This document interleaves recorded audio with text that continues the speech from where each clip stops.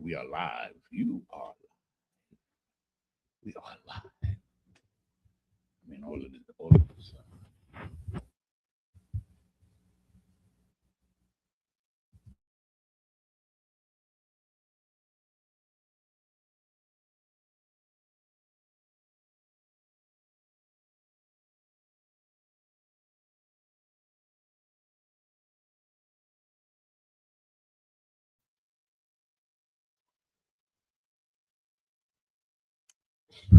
Testing, testing, 1 2 1 2.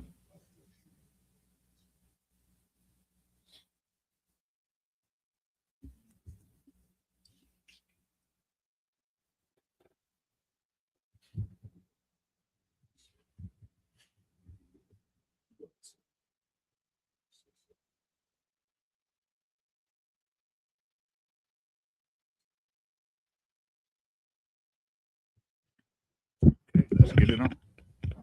A shalom to Israel. Yahweh Bahash. We go on the volume. Okay.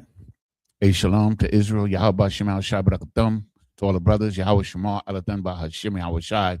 We are the ISUPK, the Israelite School of Universal Practical Knowledge. Started out of 1 West, 125th Street, Harlem, New York, under Commanding General Yohana, presently.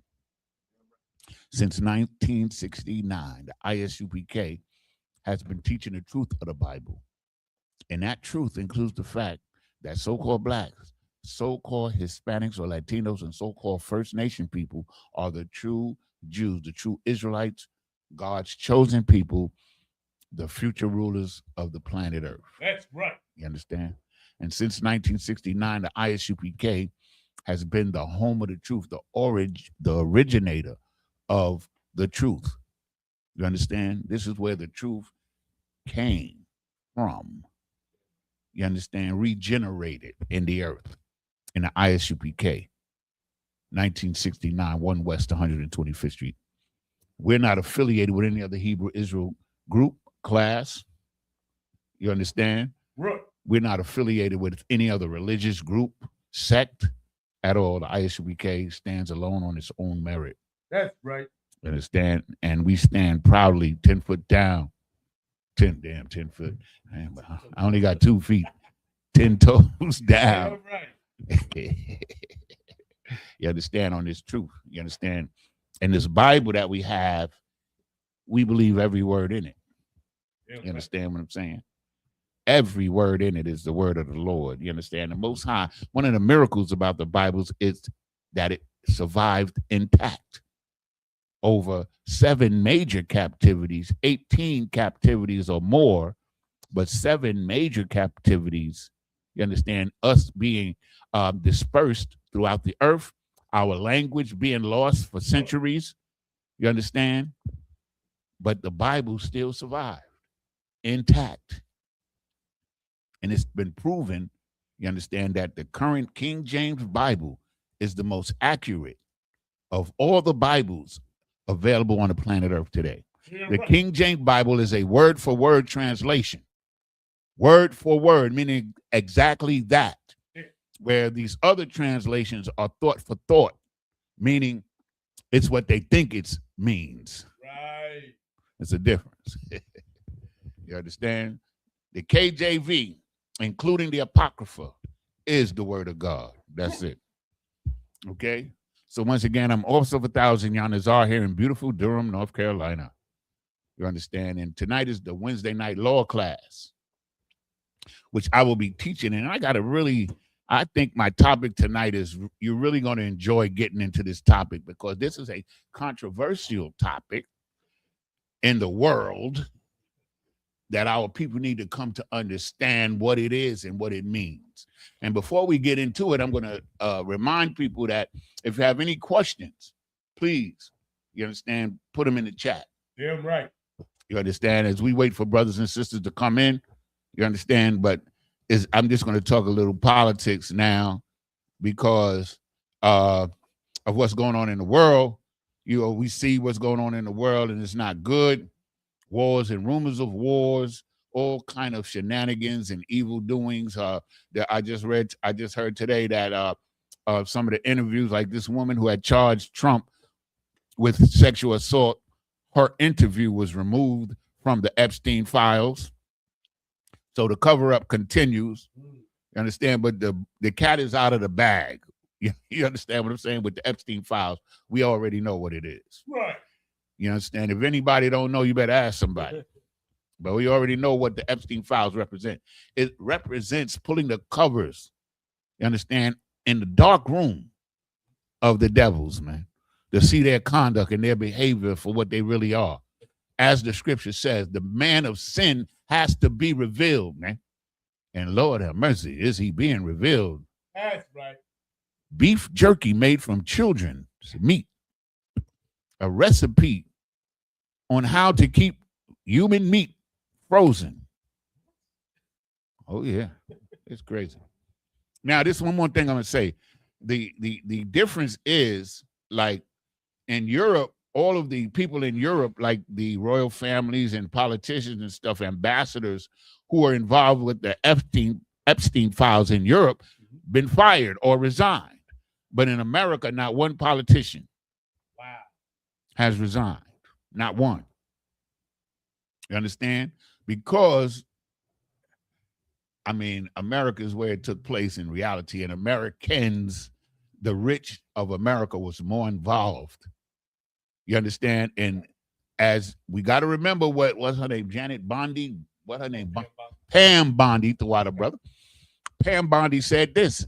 She said that if we were to prosecute everybody on the Epstein file, there wouldn't be no government. That's what she said. And I'm beginning to believe. For once in my life, I'm beginning to believe her. You know, I never really believed anything that came out of her mouth, but I believe that. You understand? So this is the exposing of the worst parts of the devils. Right. You understand? So that the whole world can now see who they are if you're paying attention. But if you're some foolish person that believe that God loves everybody, then you're going to miss the whole show. Right. You understand what I'm saying? You understand? And even though you paid tuition, admission, Salaki. So now, okay, so tonight, let me see what we got in there. We got One West Princess Sapayar. And we got Shalom Sis, Yahweh Thumba Shema Shai. And we got Isupk Durham 919. Who that? Oh, okay. Most High in Christ. And also Sister Kamawa Da is in the building. How you doing, Kamawa Da? Shalom, sis. Welcome to the show. Okay, so I mean, come on, y'all. Y'all see what's going on in this world, man. Like, pay attention, man. That's it. Like, you know, they trying their best to smooth it out. Democrats and Republicans, they in cahoots. They the two wings of the same bird. That's right. You understand? And all it is everything that's going on is distractions. You understand? To keep people from seeing what's really going on. But it's too late. Because as it's give me I think Psalm, I think it's 78 and 5, I believe it is. Let me see if it is. Because I rely on the information that comes down through the generals, through the scriptures, through the Christ, through the Most High, right? Let me get there just so no, it's the one that hold on a second. No.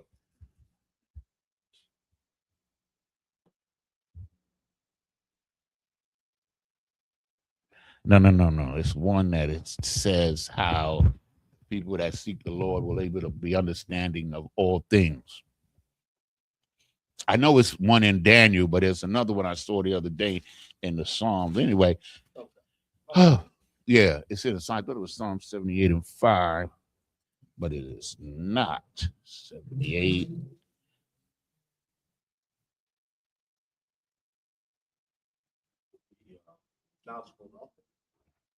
Huh? Will understand all things. Those who seek after the Lord will understand all things. Okay, so in the meantime, while the brother looks up the scriptures, I just want to let you know what tonight's topic is, right? The topic tonight is the beast. The beast. Yeah, that beast and his mark. The beast and his mark, right? That's the topic tonight. You understand? And so what we're going to show you tonight, exactly what the beast is, right? And what it represents and what the mark itself is. What the mark of the beast is and what the beast is and what his mark is. That's what we're going to show and prove tonight. Evil men understand not just they that seek the Lord. That's it. Which one is that? Proverbs 28:5. It was 28:5. Salaka, it's Proverbs. Get that for me. And read it when you get it. It's the book of Proverbs, chapter 28, verse 5. Evil men understand not judgment, but they that seek the Lord understand all things. We understand because we seek the Lord by obeying the Lord, by coming into the Isupk, coming to class, studying in the spirit. Right. You understand? The spirit of righteousness. You understand? The Holy Spirit, they call it, gives us the understanding of what's going on in the earth. It says that we will be able to understand. Those of us who seek after the Lord will be able to understand everything. That's what it says. And it says the same thing in Daniel chapter 12 and verse 10. You understand? That we will be able to understand all things, because everything that we need to understand, we have the blueprint in the Bible. We have the wisdom of it, the information, the knowledge of it in the Bible. Okay? So we understand exactly what's going on, and we understand who the beast is. So I'm going to tell you what the beast is, and then I'm going to prove it to you. You understand? With the scriptures, right? So the beast is a system of evil run by devils, corrupt, sexually deviant, greedy oppressors, economic corruption and greed, spiritual lies, spiritual destruction, insatiable, meaning they're never satisfied, right? Spiritually corrupt, control of the earth, resources, and economics, the worship of the image of the beast, and faith in the system that the beast has created. That's a synopsis of the mark of the beast, right? So we're going to get into it tonight. We're going to get into it, and I pray you understand what's really going on in this earth. And we're going to put aside and shut down all of these crazy rumors and ideas about what the mark of the beast is, microchip, all kind of different. I don't really even know. All I know is the microchip. You know, so I don't really know. But there's different ideas as to what the mark is. You understand what I'm saying? But to sum it up, it's a system, right? And we're going to prove it in the Bible, right? So we're going to start here, right? We're going to start here. King Denny, young man Dennis. Okay, checking in from Greenville, South Carolina. Hey, shalom, brother. Y'all by Shem Hawashai Barakatah. Okay, so let's go to Genesis 3, and we're going to start at verse 1. You understand? What we're going to do here tonight is we're going to show you what the mark of what the beast is and what the mark of the beast is. You understand? According to the Bible, because the Most High said we can understand everything. That's right. So we got to read and apply the wisdom that he gives us so that we could or can understand. Read, my brother. Come on. It's the book of Genesis, chapter 3, verse 1. Now the serpent was more subtle than any beast of the field. So now this serpent, which the world of Christianity believes is a actual snake, is called a beast. So the question I ask is, why does he have to be called a serpent and a beast? Right. You understand? Because it's a human being. This serpent is like today in our street vernacular, call a snake. Right. That's a serpent. It's the same thing. But this is a man. And so we're going to see what he does. And then we're going to break it down and relate it to how it reflects or how it connects to today. Read. Okay. Which the Lord God had made. And he said unto the woman, Yea, hath God said, Ye shall not eat of every tree of the garden? So now he's the most subtle beast, meaning he's the slickest dude out there. Right. He's the most cunning, devious, subtle beast of the field. So he's the most subtle beast among humans. He's the biggest snake among humans. We're going to prove it. Read on. Okay. Verse 2.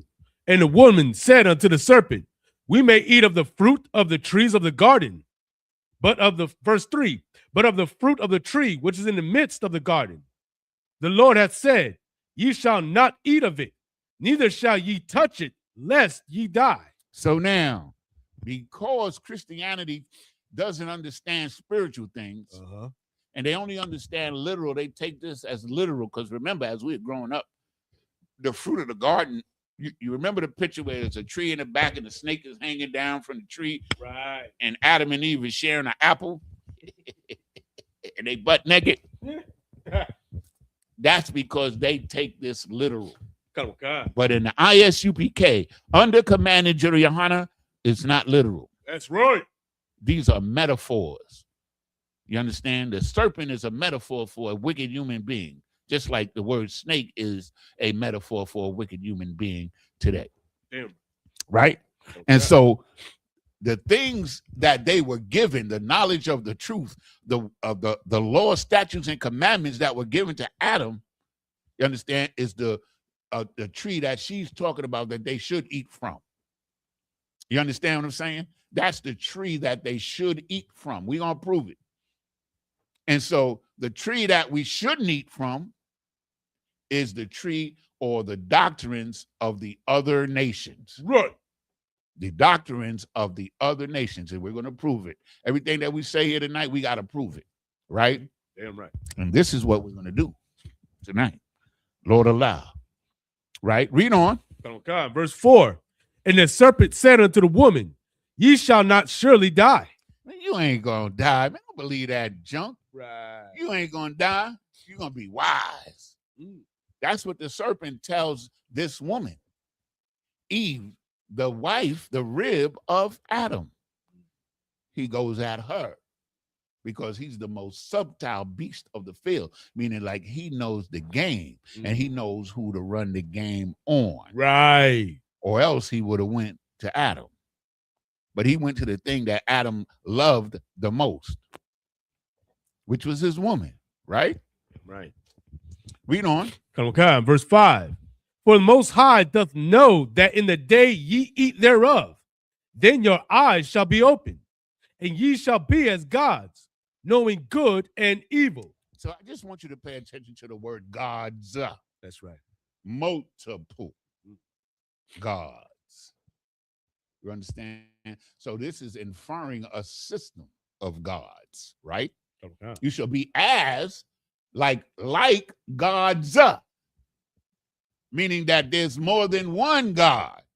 Now, you understand? That's part of the trick, right? Knowing good and evil. Now, in the world, they teach you that knowing good and evil is simply knowing right from wrong. But it's more than that. You understand? Because they already was taught what was good, which is the obedience of God. That's good. And the evil here is the punishment that comes with disobeying God. You understand? That's what it means spiritually. You understand what I'm saying? You shall know good and evil. What's going to happen? Just all of this knowledge is just going to jump into their head? No. It's the punishments or the ramification or the results of committing sin against God. That's the evil. When it says God created evil, that's the evil that he created. The ramifications of disobedience is the evil that God created. You understand? Okay. So when they came out of the closet in the 70s and AIDS came out in the late 70s and the 80s, that was the ramification of the evil. Right. You understand? Read on. Verse 6. And when the woman saw that the tree was good for food. So the woman saw that the tree, the forbidden tree, was good for food, which food representing information. Right. Information. So this is information from other nations. We're going to prove it. The information here is from other nations and other philosophies. Right. From the world, as we call it. Read on. And that it was pleasant to the eyes. Oh, it looks good, man. Those coaches, they having good fun over there. They're having a good time, man. They can eat whatever they want. They can eat anything they want. There's no dietary law. It looks good over there. You understand? Read on. And a tree to be desired, to make one wise. Oh, you get all this wisdom and this philosophy. You can turn off that heat now. Oh, Baba Shah. You can get these new philosophies, Greek philosophy, Chinese philosophy, Confucius said. You get all of these different ideologies. You understand? And it'll make you wise while you're disobeying God. That's right. See, that's the trick, right? Read on. She took of the fruit thereof and did eat, and gave also unto her husband with her, and he did eat. You understand? Because what we come to understand is that aside from the truth, a woman is the most powerful thing, meaning the most influential thing on the earth other than the truth. The Bible teaches us that. The Isupk didn't make that up. The woman, you got something? It's like this question, but you finish. The woman, this is what this means. The woman is the most influential thing on the earth outside of the truth. You understand? Think about that for a minute. So now we got a question. Slack, sir, the sister asked, Slack, sir, can you give a breakdown of Romans chapter 14, verses 1 through 6? Okay, let's get it. It's the book of Romans chapter 14, verse 1. Let me get there with you, bro. That's a lot of verses, sis. Is there a particular point that you need to understand? I'm just asking. Oh, it's probably not. Okay, is Romans 14? Let me get there with you. Lock it, man. I'm losing my touch. Okay, here we go. Okay, read. Book of Romans chapter 14, verse 1. Him that is weak in the faith receive ye, but not to doubtful disputations. Verse 2. For one believeth that he may eat all things, another who is weak eateth herbs. Verse 3. Let not him that eateth despise him that eateth not, and let not him which eateth not judge him that eateth, for the Most High hath received him. Verse 4. Who art thou that judgest another man's servant? To his own master he standeth or falleth. Yea, he shall be holden up, for the Most High is able to make him stand. Verse 5. One man esteemeth one day above another, another esteemeth every day alike. Let every man be fully persuaded in his own mind. Verse 6. He that regardeth the day regardeth it unto the Lord, and he that regardeth not the day to the Lord, he doth not regard it. He that eateth to the Lord, for he giveth the Lord thanks. And he that eateth not to the Lord, he eateth not, and giveth the Most High thanks. Okay, so we're going to go through it, but basically, since this is about veganism and meat eaters. You understand? So the meat eaters, you understand, perceive the vegans as being weak. Right. And the vegan people perceive that the meat eaters, you understand, are gluttonous, you understand, or are taking in something that they shouldn't eat. Okay. Because like we hear brothers talking about in Genesis where God said that the meat of the trees will be thy meat, the fruit of, meaning vegetables. I didn't say it all correctly, But there's a scripture in Genesis where it talks about how the that herbs would be our meat, meaning vegetation. Con. So some people, even back then, believed that we should only eat vegetation. So this is what the disputation is about. Con. It's about eating meat and not eating meat. And they're having an argument, a dispute. And so what we do in Isupk and what we all should do is go by what the Most High says. That's right. You understand? And according to the law, because in what is it, Exodus, or was it 11? Hold on a second. In Leviticus, it tells you the meats you can eat and the meats that you can't eat. So eating meat is lawful. So just like today, when you have arguments or disputes between the vegans and meat eaters, this is basically the same thing, but it has a spiritual connotation, because some people is perceiving that whether you eat meat or not is pertaining to how much faith you have. Right. And he's telling them that it has nothing to do with your faith. You understand? And that just because you eat meat, you're not better than the brother that don't eat meat, and that because you don't eat meat, you're not better than the brother that does eat meat. That's right. It's about your conduct. Understand? So this is like a disputation that shouldn't go on as far as who's better or who's not better, right? So let's go through it. Verse 2, because really it says, let's read verse 1. Him that is weak in the faith receive ye, but not to doubtful disputation. So what is receiving a brother who you might perceive as weak in the faith? It's your works, is what you're doing. Your faith is what you're doing. The faithful in this school is based on the work that they do. That's how it's always been, because faith without works is dead. That's right. Now, for one believeth that he may eat all things, and another who is weak eateth herbs, vegetation. That's a vegan, right? Base. Verse 3, let him that eateth despise, let not him that eateth despise him that eateth not. Meaning, if a brother doesn't eat meat, I'm going to tell you something, you can be a vegan but on Passover, you're going to eat that lamb. Damn right. So let a brother that's a vegan not dispute or put down a brother that eats meat. And don't let a brother that eats meat put down a vegan. Right. If it's lawful, then you can eat it. It's very simple, right? That's when it's saying, let not, which eateth not, judge him that eateth not. For God hath received him. You understand? According to what? His works. If you're in the truth and you're a vegan, ain't nobody mad at you, man. We got brothers in here that's vegan, or we got brothers that only eat fish.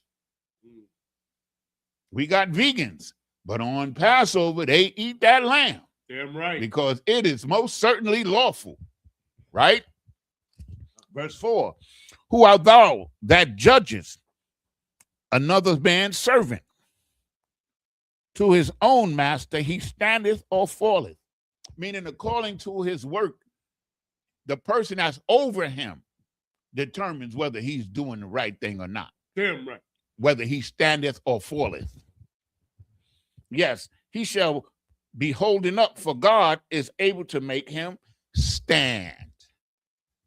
Whether you eat vegan or meat, God is able to make you stand up and do the right thing and represent righteousness. Okay? One man esteemeth one day above another, and another man esteemeth every day alike. Let every man be fully persuaded in his own mind. You understand what I'm saying? You have to use your own mind to determine these things. And how do we determine these things? According to the word of God. That's right. So is the Passover a regular day? No. So we esteem the Passover greater than some other days. You understand what I'm saying? Verse 6. He that regarded the day regarded it unto the Lord. When it says regarded it unto the Lord, according to what the Lord, the Most High, says. That's right. If he says the Passover is the holiest day, then that's what it is. It's according to what God says. That's what he's saying, right? And he that regarded not the day to the Lord doth not regard it, meaning if it's not a holy day, it's just a regular day. Because that's how the Lord made it. So we regard the days, the holy days, like which is coming up on the 1st and the 2nd, which is the Feast of Purim. And each school in North Carolina is going to hold it according to their own zone. And all Blacks, Hispanics, and Native Indians are invited. And if you like chicken, you come into the right place. So come on down and enjoy the feast. Have a drink with your Akim and your Akwatim, your brothers and your sisters. That's right. You understand? And don't worry about the meat. If you don't eat meat, I think we're going to have some mashed potatoes and stuff for you. That's right. You understand? Like, this is a disputation between brothers that's not necessary. And once we learn this, and of course, when you come into the truth, you want to understand all things, right? Okay. So you ask questions. But this is not a real big deal. What this is telling you is you can eat anything lawful. You can eat vegetation only, or you can eat meat. But your works before God is what it's important. That determines how you're going to stand. Damn right. That's what this is talking about, sis. Okay? And we got Brother Bar in the building. Shalom, brother. Brother Yazakar. You understand, in the building? So who is that? Tia Lynn? Sister T. You understand? This is about vegans against non-vegans, meat eaters. And what the bottom line is that you can eat either one. You can be either one. As long as you serving the Most High, you good. That's right. You can stand for what's right.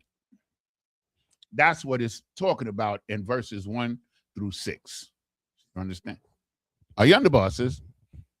Not a problem. So now let's go back to where we was. Yeah, read Genesis 3 and 6. Now, for the people that just came in, tonight's topic is going to be, is the beast and his mark.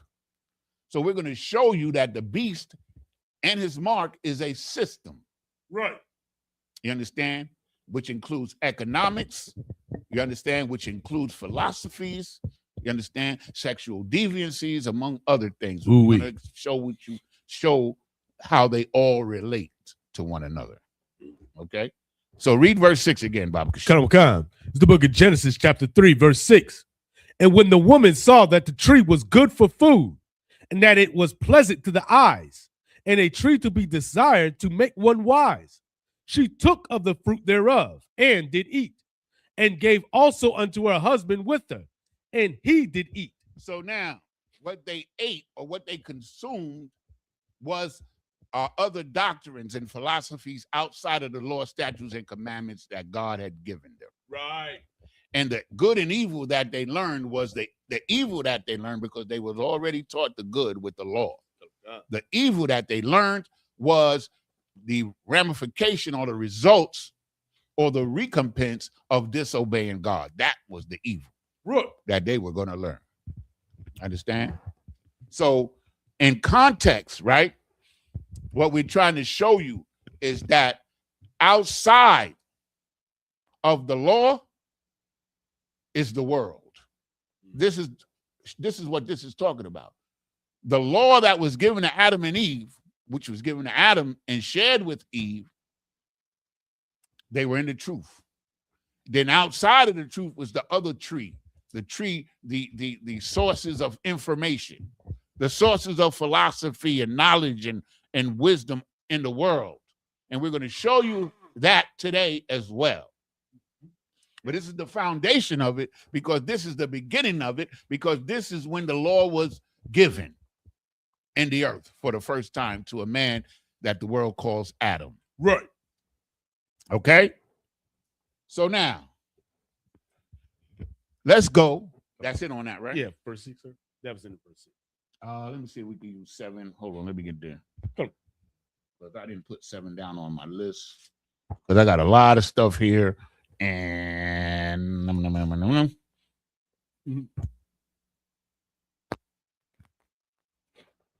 okay, read 7. Book of Genesis, chapter 3, verse 7. And the eyes of them both were opened, and they knew that they were naked, and they sewed fig leaves together and made themselves aprons. So now, what this is saying is that they realized, you understand, they were exposed. That's the nakedness. Right. They realized that they were exposed. And the fig leaves representing they were trying to hide amongst the other nations. You're going to see as we go on. Oh, God. They're trying to hide they're trying to hide from the Lord. You understand? That's what they're trying to do. Their eyes were open and they realized that they were naked. And they sewed fig leaves together and made themselves aprons, coverings. There's a scripture that says how we cover with a covering, but not of the Spirit of God. This is the same thing. I can't recall it off the top of my head. I know a lot of scriptures, but I can't recall exactly a lot of them where they are. You understand? But we cover with a covering, but not of the Lord's Spirit. That's us. And that's what happened here. They put on the philosophies of the other nations. And now we just setting the foundation for what we're going to teach here tonight. So you can understand the origin of it and how it all came about and how it comes to a crescendo or a culmination. You understand? That's what's happening now. You understand? And we're going to get into it, Lord allow, with the time, because it's a lot of scriptures and a lot of breakdowns here. So let's go to Daniel 7:23. Okay. The book of Daniel, chapter 7 and verse 23. So now, the beast and his mark. So we already proven, and we're going to prove it even further, that the beast is a man. That's right. Right? I got it right. Or men. Okay? So I'm going to go ahead and read Daniel while the brother. I got you. You got it? Book of Daniel, chapter 7, verse 23. Thus he said, the fourth beast shall be the fourth kingdom upon the earth. So now, here it is, the beast. Remember, the serpent in the garden was described as the most subtle beast. Right? So here, read it again. Book of Daniel, chapter 7, verse 23. Thus he said, the fourth beast shall be the fourth kingdom upon the earth. So here, he's saying that the beast are 4 kingdoms. Okay? You put that together now. The beast here, Daniel was saying that the beast is 4 kingdoms. Right? And we know who the kingdoms are. You understand what I'm saying? But we're not going to get in that too much tonight because that's going to take up a lot of time. Okay, read on. Which shall be diverse from all kingdoms. So this 4th kingdom, these 4 kingdoms is going to spring out of a certain kingdom. You understand, which we're going to show you. And they're going to be diverse from all the other kingdoms. They're going to be different from all the other kingdoms. And I'm going to show you, I'm going to give you a hint as to what I'm talking about. The whole earth outside of the USA is on the metric system. The United States of America is the only nation on the earth that I know of that still is outside of the metric system for measurements and weights. That's diverse. The United States is the leading country of exporting Leviticus around the earth. Number 1. You can marry another man.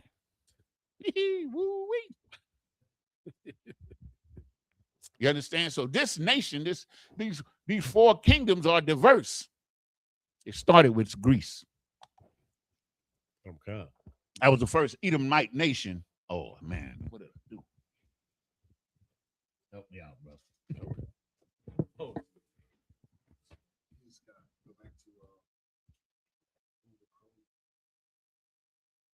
Salakia, I hit the wrong button. So That's the example of a nation being diverse. And we're going to prove all of these things as we go along. But I want you to connect the dots as we move along. You understand? That's the whole point. So that we can understand exactly what we're talking about here about this beast. And these Christians and these other philosophies and other fake Israelite groups right can't tell you about some chip, some microchip. Any more on that? Read. Which shall be diverse from all kingdoms and shall devour the whole earth. They're going to devour the whole earth, man. Who did that? Right. The Edomites. The oppressor. Right. You understand? They're devouring the whole earth. They're starving Cuba to death. They took Venezuela. They sat Canada down. They're about to take Iran, Japan, and all of the Eastern Pacific nations is on their jock. China and Russia and Iran is standing against them. But everybody else is pulling on the cord, baby. Oh, man. I pray you understand. Oh, God. You understand anymore? Oh, God. Read on. And shall tread it down. Shall tread it down, man. Shall walk all over the world. That's what they're doing with their military might. Remember the military might, too. Right? Damn right. That's it on that? Just a little more. Finish it up. Come on. And break it in pieces. And break it in pieces, man. Cause divisions, man. Mm-hmm. That's what he does. That's what the devil does. His first technique was to cause a division between a man and a woman. Right. That's Adam and Eve. Right? Go to verse 17 in the same chapter. Come. Book of Daniel, chapter 7, verse 17. These great beasts, which are four kings, which shall arise out of the earth. Verse 18. Nope, that's it. So these beasts are four kings. And remember, 4 kingdoms. Right. Right? So now, let's go to Daniel, chapter 8 and verse 21.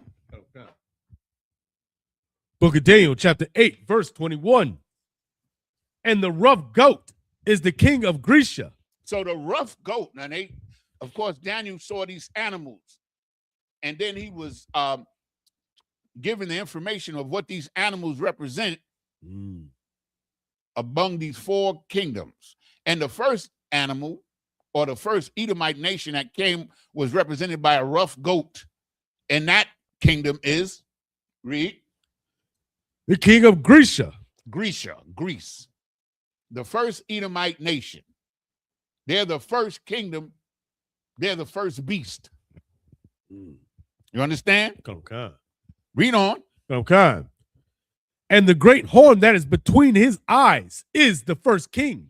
Is the first king. That's Alexander the Great. Wow. He was the first Edomite conqueror when they came out of them caves. And then here we have in Greece, the first horn is that first king of Greece, which is Alexander the Great, which he's spoken of in the Apocrypha as well as in the book of Daniel. Okay. You understand? He's named in the Apocrypha. The 12-year reign is recorded in the Apocrypha. You understand? In First Ezra. So we understand these things moving forward, right? Okay. This is what we're building up to it. You're gonna know what it is. I guarantee you. By the end of this class, you're gonna know what the beast is and what his mark is. You're gonna know because we are taught that. Commander General Yohana taught all of us. He taught the generals who taught the captains, who taught the officers above us, and taught us. That's right. You understand? That's how it works in Isupk. That's how it works in the Bible and always will work that way. You understand? Any more on 23? No, that was 21. We want to go down to 23? Yeah, we're going to go to 23. Salakia. Okay. Verse 22. Now that being broken, whereas 4 stood up for it, 4 kingdoms shall stand up out of the nation. So now 4 kingdoms is going to come out of Greece. 4 Edomite nations going to come out of Greece. You understand? Read on. Okay, but not in his power. Not in his power, not the power of Alexander. You understand? Read on. Verse 23. And in the latter time of their kingdom. In what time? The latter time. In the latter time. That's the time now. The latter times. The fourth beast shall be the fourth kingdom upon the earth. Damn. Read. It's like in the latter time of their kingdom, when the transgressors are come to the full, a king of fierce countenance and understanding dark sentences shall stand up. You understand? That's where we're at now. We're in the latter days. Damn right. Remember, they're perverse or diverse from other nations. Okay. Right? And in the latter time of the kingdom, when the transgressors are come to the full, meaning when the transgressors' time is up, their full time is up with that fourth beast, that fourth kingdom. Right. That's what it means when it says, when the transgressors are come to full, when they come to full power, when they've beaten the earth down and conquered the earth and taken control of all of the resources of the earth, because that was the prophecy. That was the blessing of Esau, that through the fatness of the earth, which is the resources, he would take it by the sword. You'll find that in the book of Genesis, chapter 27, verses 38 through 42. So now, that's it on 23. Read 24. Verse 24. Book of Daniel, chapter 8, verse 24. And his power shall be mighty, but not by his own power. And he shall destroy wonderfully. He shall destroy wonderfully. Good night. I mean, the way he destroyed, look how he destroyed Venezuela. Right. Didn't lose one man. And one of the two men that were injured, Trump gave him a medal last night at the what they call it, the presidential address, the State of the Nation address. They didn't lose a man. That's destroying wonderfully. When you can destroy all of those people that they killed and kidnap their president, that's destroying wonderfully. You understand? Read on. And shall prosper. And shall prosper. Oh, they're going to make money now, boy. Right. Read on. And practice. And shall destroy the mighty and the holy people. You understand? They're going to destroy the Israelites, man. That's what they're doing. We're the targets. All of these things that the Most High prescribed for us to understand in this day, that's what's important. That we keep our eye on this and we rely on what God tells us so that we can stay strong in our faith and don't falter, man. Don't worry about what these devils is doing. I know it's hard watching them enjoy themselves. It's hard for me because I hate them with a perfect hatred, as does the Most High. Damn right. You understand? So this is the understanding that we get about this beast. That's it on 24. Now, let's go to Ecclesiastes 3 and 18. Ecclesiastes 3 and 18. Read. Okay, so what we're going to show here, all of these scriptures are going to connect. And there's more. You understand? I couldn't even use all of the scriptures that I found pertaining to this in one class. But I'm going to give you what I got. This is the book of Ecclesiastes, chapter 3, verse 18. I said in mine heart concerning the estate of the sons of men. Concerning the estate of the sons of men. Estate is what you control and own. What you have power over. Real estate. Right. You understand? The estate of the sons of men, read. That the Most High might manifest them. That the Most High might reveal them. Damn right. That he might reveal them according to the state that they're in and the estate, the things that they control, the things that they have power over. Read. And that they might see that they themselves are beasts. Read it again. that they might see that they themselves are beasts. You understand? They're in power, but they're going to see that they're just beasts. That's right. Remember that. The Mhm. mark of the beast. Everything pertaining to the beast is against the Most High. Everything. Everything he does, everything he teaches, everything he eats, his conduct is against the Most High. He's a beast. He's like an animal.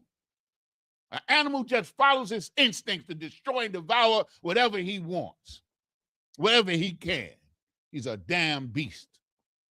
You understand? Now, give me Wisdom of Solomon, chapter 2 and verse 24. Okay. He's a beast.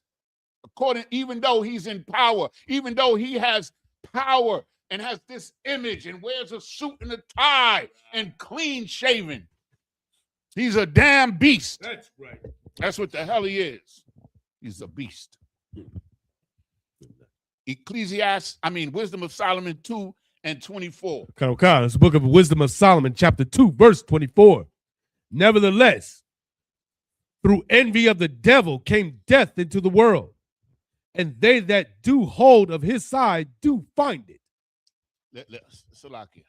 It said, read it again. The book of Wisdom of Solomon, chapter 2, verse 24.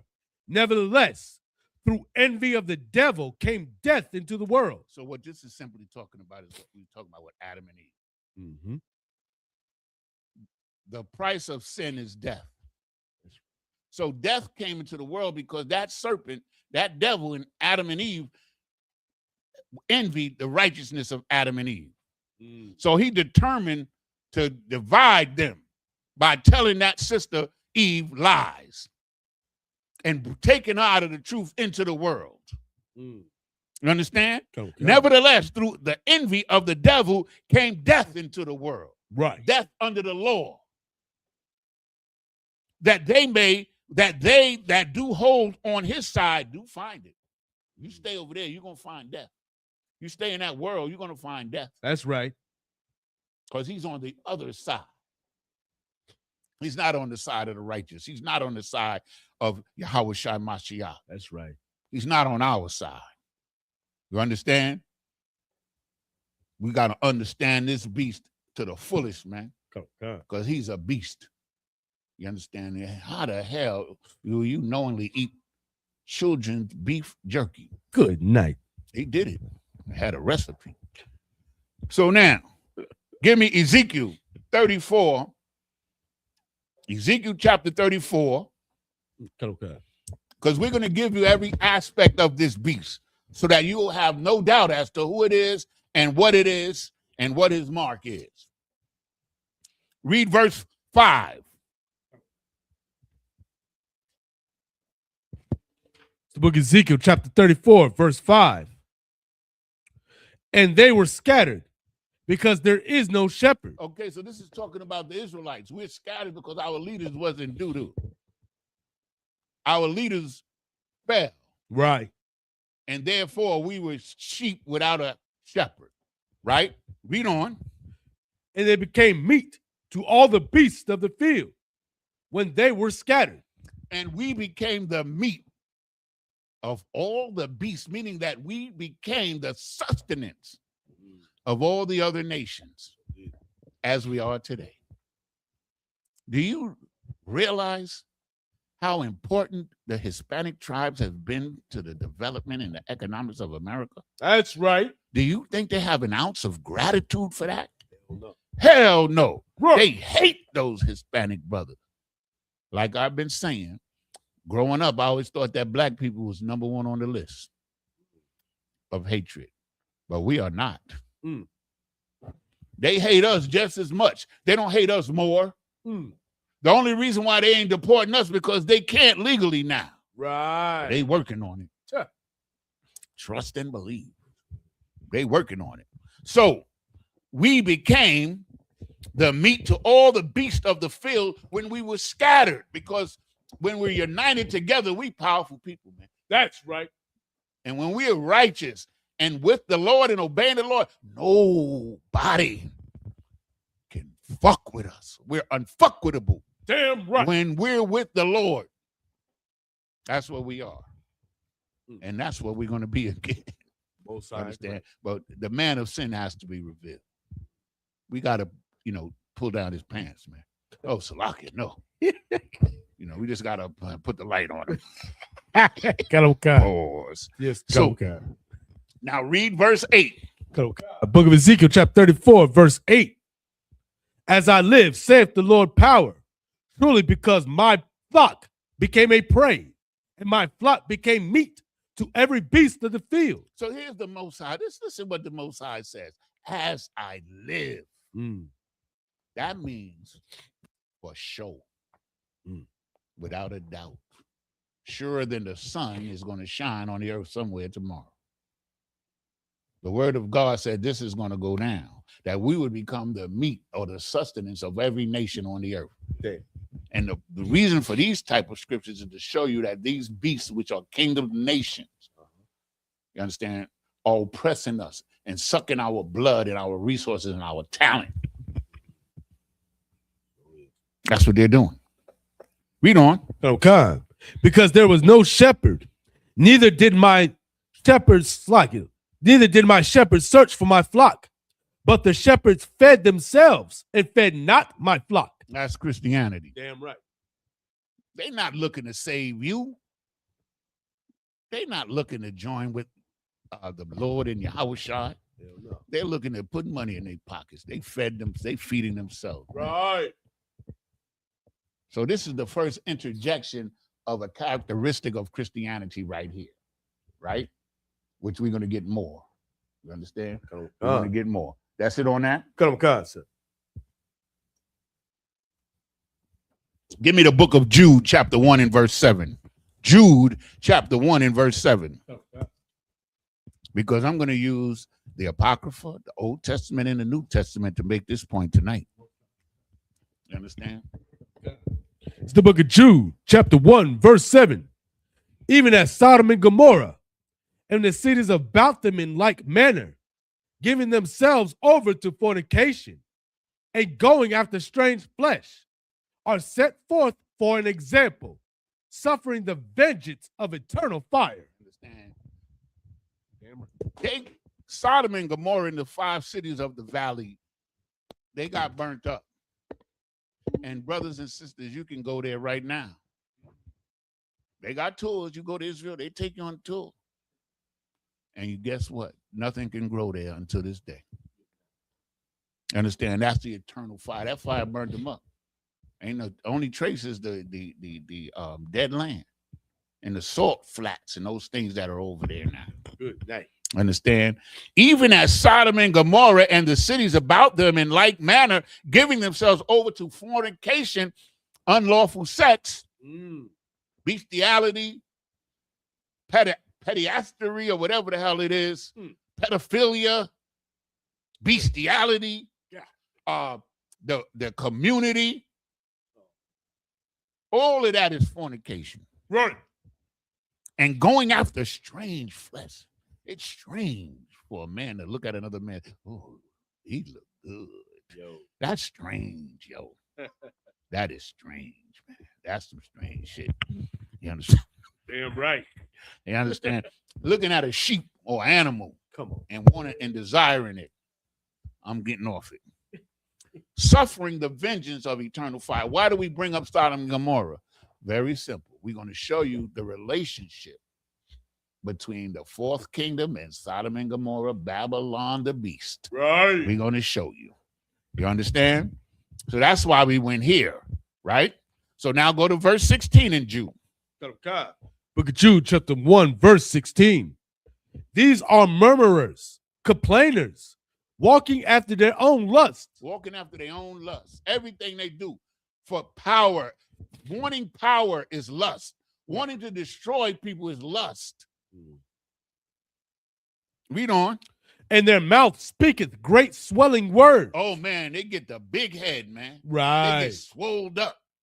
Donald Trump gets swelled up with himself every time he talks. Good night. Read on. Having men's persons in admiration because... Hold on. Okay. Having men's persons in admiration. They admire him or whoever is like him. Mm. They admire wicked people because what? Because they're able to accumulate wealth and power. That's the admiration. You understand? Of men's persons. In admiration, read on. Because of advantage. Because they got the advantage. Because they got the advantage. The advantage is the power and the military might, the media, control over the earth's resources. If Venezuela didn't want to give up those resources and put them in the market for American companies to exploit them, we'll just take them. We're going to take the resources that they discovered on Greenland. Greenland was just a piece of island on the map all my life.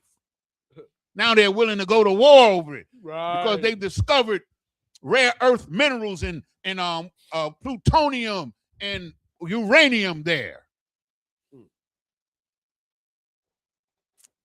Remember this about the oppressor. Everything's about money. Right. Money, power, respect.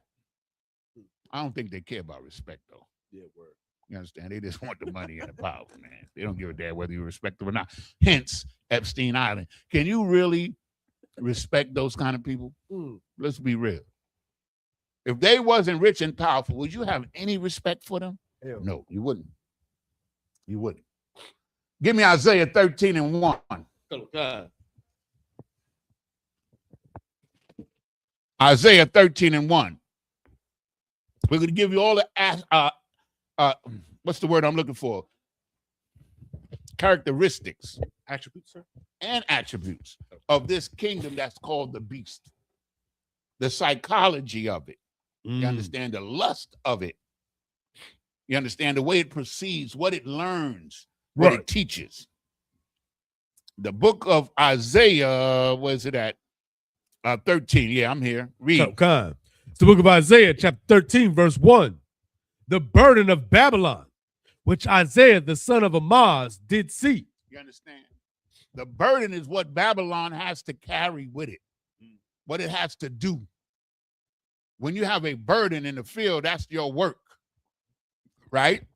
So we understand the prophet Isaiah saw the burden of Babylon. Now go to verse 19. Book of Isaiah, chapter 13, verse 19. And Babylon, the glory of kingdoms, the beauty of the Chaldees' excellency, shall be as when the Most High overthrew Sodom and Gomorrah. You understand? Hey. Babylon, we in Babylon. That's right. It's going to get overthrown, burnt up like Sodom and Gomorrah, just like the other scripture said. You see the connections? You know, one thing Yanazar learned since I came into this school, by the grace of the Most High in Christ and the men above me, they taught me how to connect the dots. And I know how to do it. And I do it because I love to do it. It's my work. Right. And I want you to do it. And I want you to do it better than me. Because some of you will. Some of you will. Trust and believe. So now, read on. No, that's Sodom and Gomorrah. Yeah, that was verse 13. Read 20. Get 20, man. Because remember what happened to Sodom and Gomorrah, and remember what I just said about the aftermath thereof. Read 20. Book of Isaiah, chapter 13, verse 20. It shall never be inhabited, neither shall it be dwelt in from generation to generation. Neither shall the Arabian pitch tent there, neither shall the shepherds make their fold there. He says that Babylon, once it's destroyed like Sodom and Gomorrah, nobody's going to live there no more. Because nobody lives in Sodom and Gomorrah. That's what I was just telling you. The place, the location of Sodom and Gomorrah didn't leave the face of the earth. It's still there. But there's nothing there. When the Most High burnt up Sodom and Gomorrah, he burnt up everything. Nothing can even grow there. Good night. You think I'm lying? You think I'm lying? Go ask anybody that's been over. I think Captain Zariak said he went there. Oh, yeah. Oh, God. I believe. He did, sir. No. It's true, man. This Bible is the truth, man. Nobody making up nothing. Right. Now, give me Wisdom of Solomon 2:11 through 16. Okay. You know, the times that we live in, man, we have to have something that keeps us glued together, that keeps our spirit, strong and in the truth, and our faith strong. And our faith is proven by the works that we do, what we do. Understand? Damn right. And these devils want to take your spirit and destroy it, man. But in Isupk, under Commander Junior Hunter, they cannot do it. Right. So now we're going to get into the psychology, right, of oppression. That's what we're going to get into a few verses here, my brother. If you could. It's the book of Wisdom of Solomon, chapter 2, verse 11. Let our strength be the law of justice, for that which is feeble is found to be is found to be nothing worth. I'm just going to say to everybody out there, all the brothers and sisters, if you really want to understand the mindset of the devil, read Wisdom of Solomon, chapter 2. Good night. The whole chapter. But we can't do that. But within this chapter is the whole psychology, the whole mindset of the devil. Damn. I'm telling you, man. Kid you not. We're going to get a piece of it tonight. Let our strength be the law of justice. Let our strength, you understand? Let our might be right. Let might be right. That's what that means. That's right. For that which is feeble, but that which is weak is found to be worth nothing. So if you're weak, he doesn't value you. You're just there to be exploited. Damn. You understand? Might is right. So we have to get the might. That's what Trump said last night. We got peace through strength. We have to increase our military to stay strong so that we can have peace. You understand? Interesting. Read verse 12. Okay, verse 12. Therefore, let us lie in wait for the righteous. Let us set a trap for the righteous people. Damn. That's what lie in wait for means. Set a trap. You understand? Read on. Because he is not for our turn. He ain't down with us. The righteous man ain't down with us. That's right. He ain't down with us in our turn. This is our turn to rule. The righteous man is not down with us. You understand? Read on. And he is clean, contrary to our doings. He's clean. He's different from us. Ain't that what we've been saying? Ain't that what the Bible says? That Jacob is not like them. We're not like them. Right. Commander Junior Hunter said Monday night, he said, this is not how we really are. Because we're not like them. But they've conned us and persuaded us and oppressed us to be in wickedness away from our righteousness so that we could be like them and think that they're great because they're on top. But they're a beast. They're the worst kind of beast.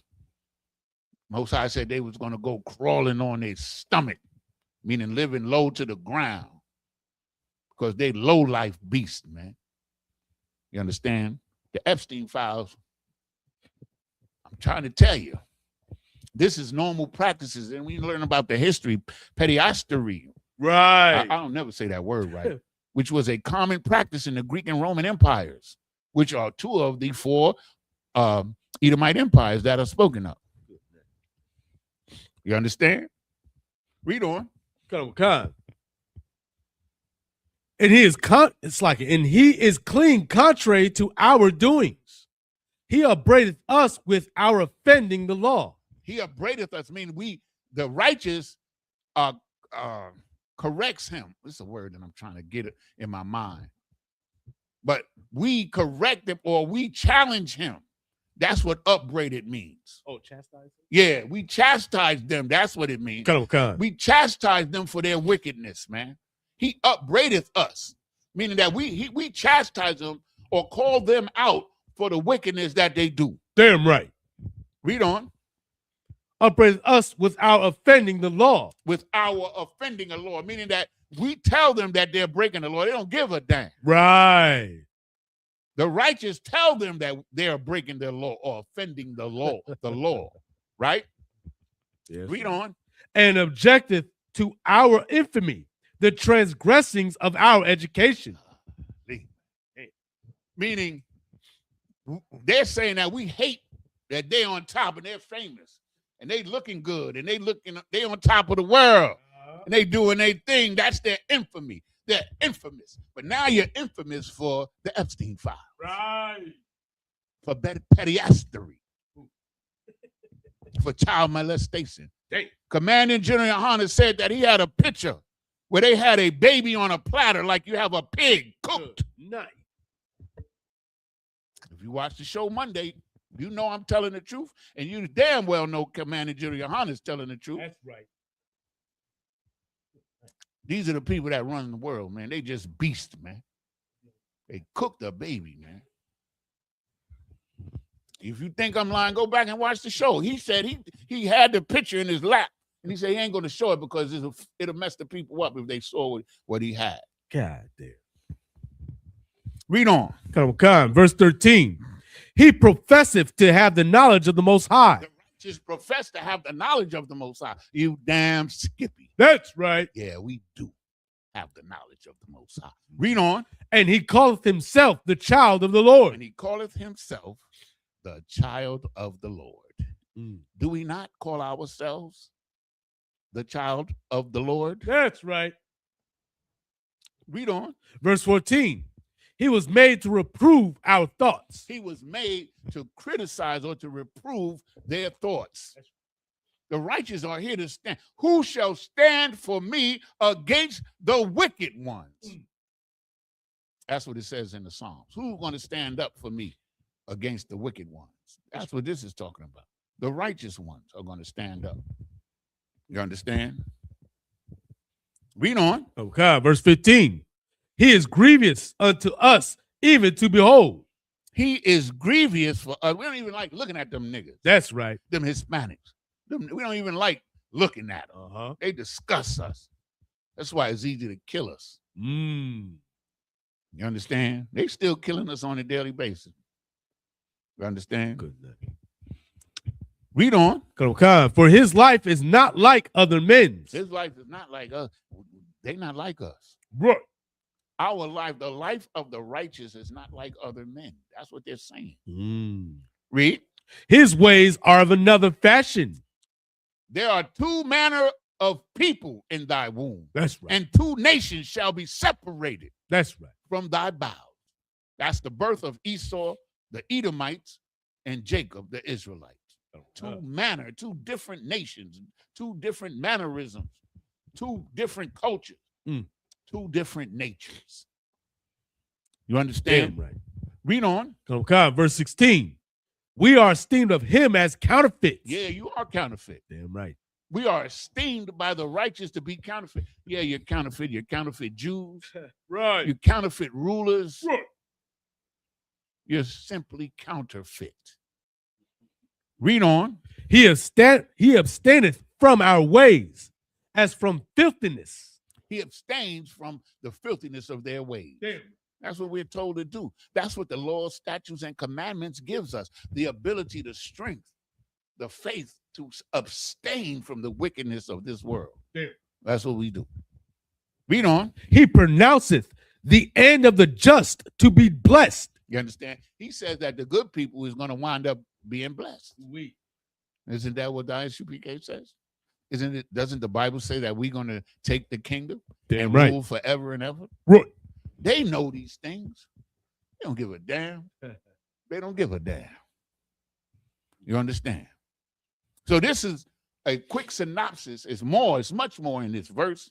In this chapter, from verse 1 on down to verse 24, about the psychology of the oppressor and oppression, the motivation, the desired results. All of these things are there. But that's another story for another day. Now let's go to Ecclesiastes 3:19. Okay. We're doing good on the time. I think we might get them all in.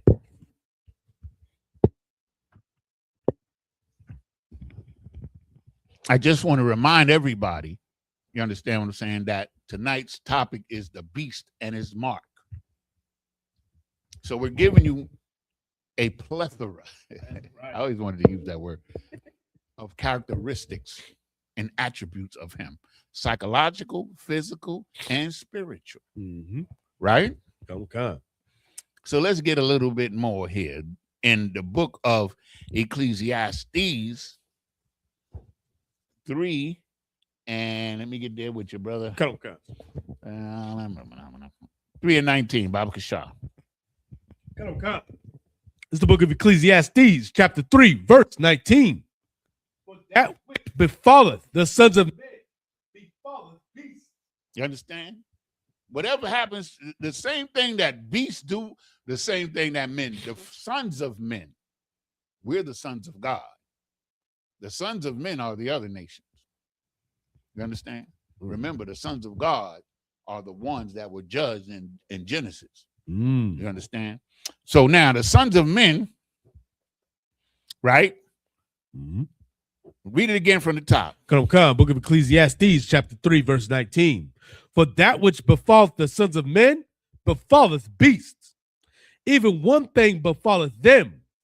As the one dieth, so dieth the other. Animals die and beasts die. That's right. Same way. Read on. Yea, they have all one breath. They all breathe the same oxygen and they all breathe. Read. So that a man hath no preeminence above a beast, for all is vanity. You understand? He's no better than a beast. Damn right. Because all the things that he's doing is vanity, is worthless. Good night. It's worthless, man. All of these things that they're doing on the earth, going to the moon, right, going under the sea, and genetically bringing back the dire wolf and the woolly mammoth, and it's bullshit, man. Right. Damn right, sir. Baba Shah, brother. Let's go to the book of Revelation. Okay. So now we're giving you attributes of the beast, right? Psychological, what he's really worth, all these things. But now we're going to start summing it up and putting it all together here, right? And then we're going to get to the final part, which is the mark of the beast, which has so many people shaking. Oh, the mark of the beast. Oh, they're going to put a chip in me. They're going to be able to manipulate my thoughts. Really? Revelation 16, 13, and 14. Chapter 16, verse 13 and 14. Baba Shah. It's the book of Revelation, chapter 16, verse 13.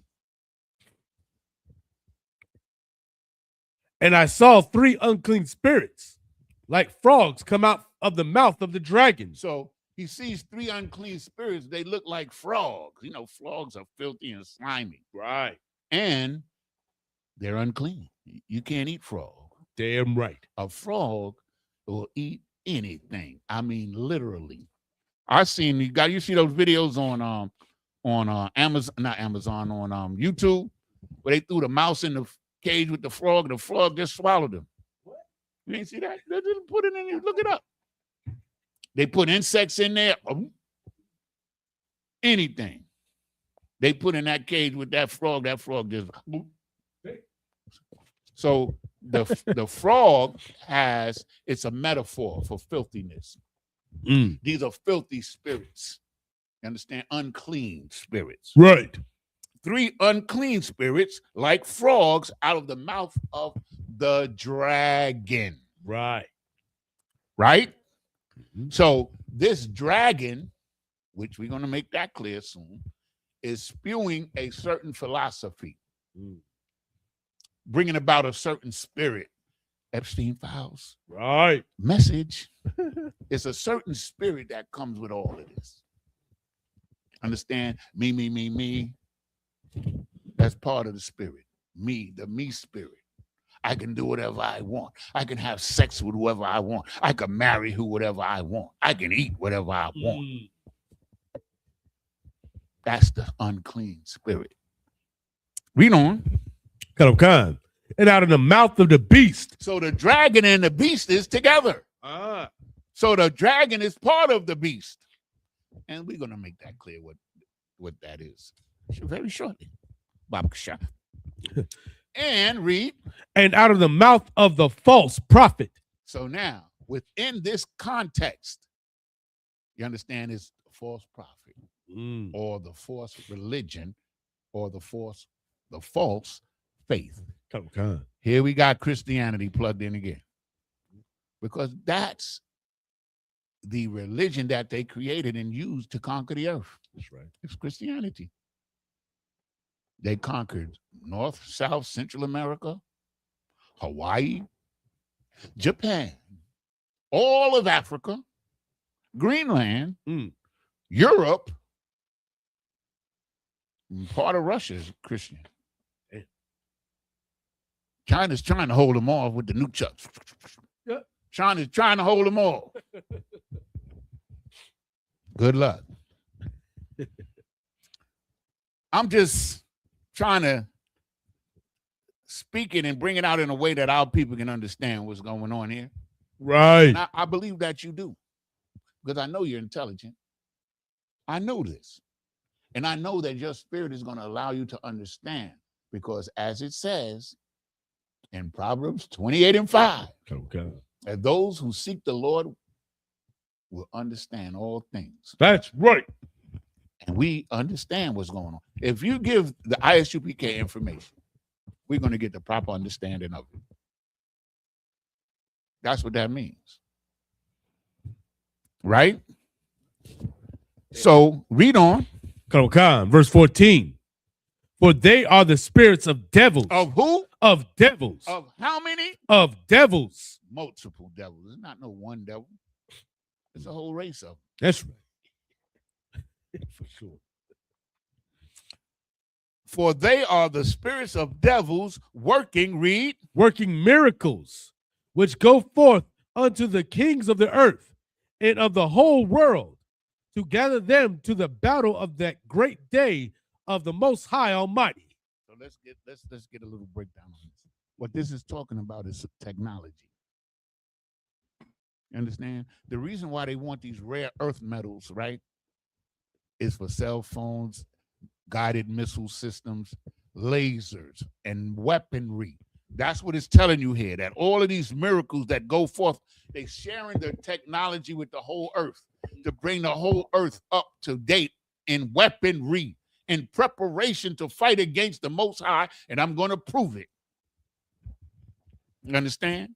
It says they're doing all of this. As for they are the spirits of the devils, working miracles which go forth, meaning the purpose, unto the kings of the earth and of the whole world, to gather them together, to unite them together against God. Read verse 15. I wasn't going to read this, but I got to put Yahweh Shai Mashiach in this mix right here. Come. Book of Revelation, chapter 16, verse 15. Behold, I come as a thief. Blessed is he that watcheth and keepeth his garments, lest he walk naked and they see his shame. So I got to break this down for you if you don't already know. Because why did Christ actually interject his speech, his voice there? Because this is when they coming against Christ. Behold, I come as a thief. They ain't ready for me. You ain't ready when the thief come through. Right. You sleeping or you ain't at home. Bless he that watches. We're the watchers because we understand everything. We can understand everything. We're the watchers. Matter of fact, the prophets were called seers and watchers in the ancient days. Before they were called prophets, they were called seers, because they were the ones that watched out for the people according to what God told them in the scriptures. That's the same job that we have today. Right. Lest and keepeth his garment. And keepeth his garment means that you stay in your culture. That's right. You stay in your culture, because it's being returned to you. Black man, Hispanic man, Native Indian man. Your culture is going to be returned. I was watching this movie the other night. It was a cowboy movie. It was late. I couldn't sleep. Yep. So I went on Prime. They got all these Westerns. And I was watching this. I like cowboy and Indian movie. Okay. I was watching this movie, and I was looking at the fly clothes that the Native Indians had. And you know what they had on? They had fringes with a border of blue. Damn right. The movie was made, I think, in 1956. Wow. See, they wasn't hiding everything back then. You understand? But the end of the movie, the Indians, those native Indians, are wearing fringes on the border of their garments with a border of blue. I said, oh, look at this. Come. I can't remember. I'm sorry. I didn't know I was going to talk about it. I can't remember the movie, but it's on Prime streaming. And when you just put it, it's I'm going to find out the name of it. But anyway, lest he walk naked. Remember, Adam and Eve found out they were naked. They were exposed. They were caught up in the other cultures. Right. That's what this is talking about. And they see his shame because you're going to get caught out there. You're going to be caught up with the devil. You're going to be in his culture and not in your own. You're going to be believing in his philosophies and not in your own.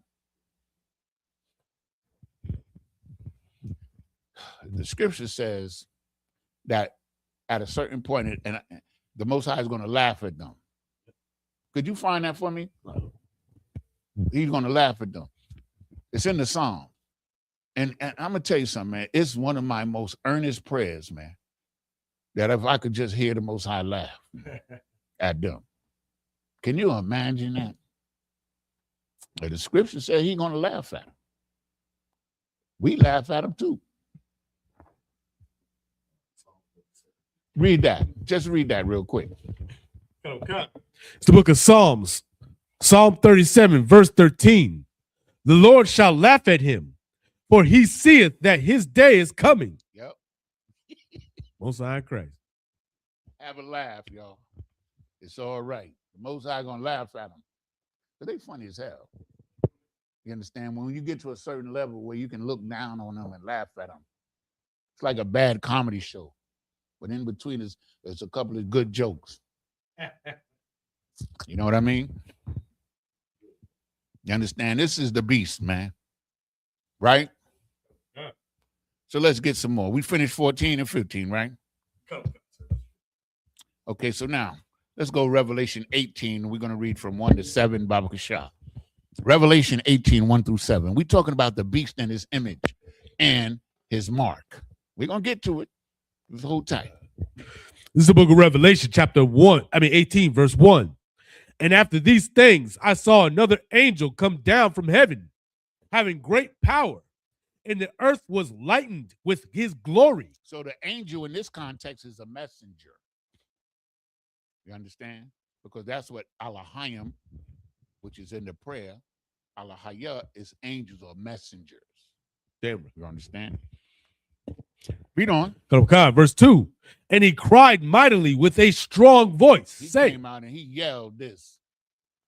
Read. With a strong voice, saying, Babylon the Great is fallen, and has become the habitation of the devils. Become the habitation. It's falling right now. It's falling. You know, the foundation is breaking. It is going to collapse.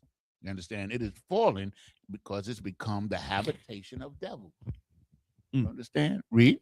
And the hold of every foul spirit. Every foul, filthy spirit. The spirits that we've been talking about all evening.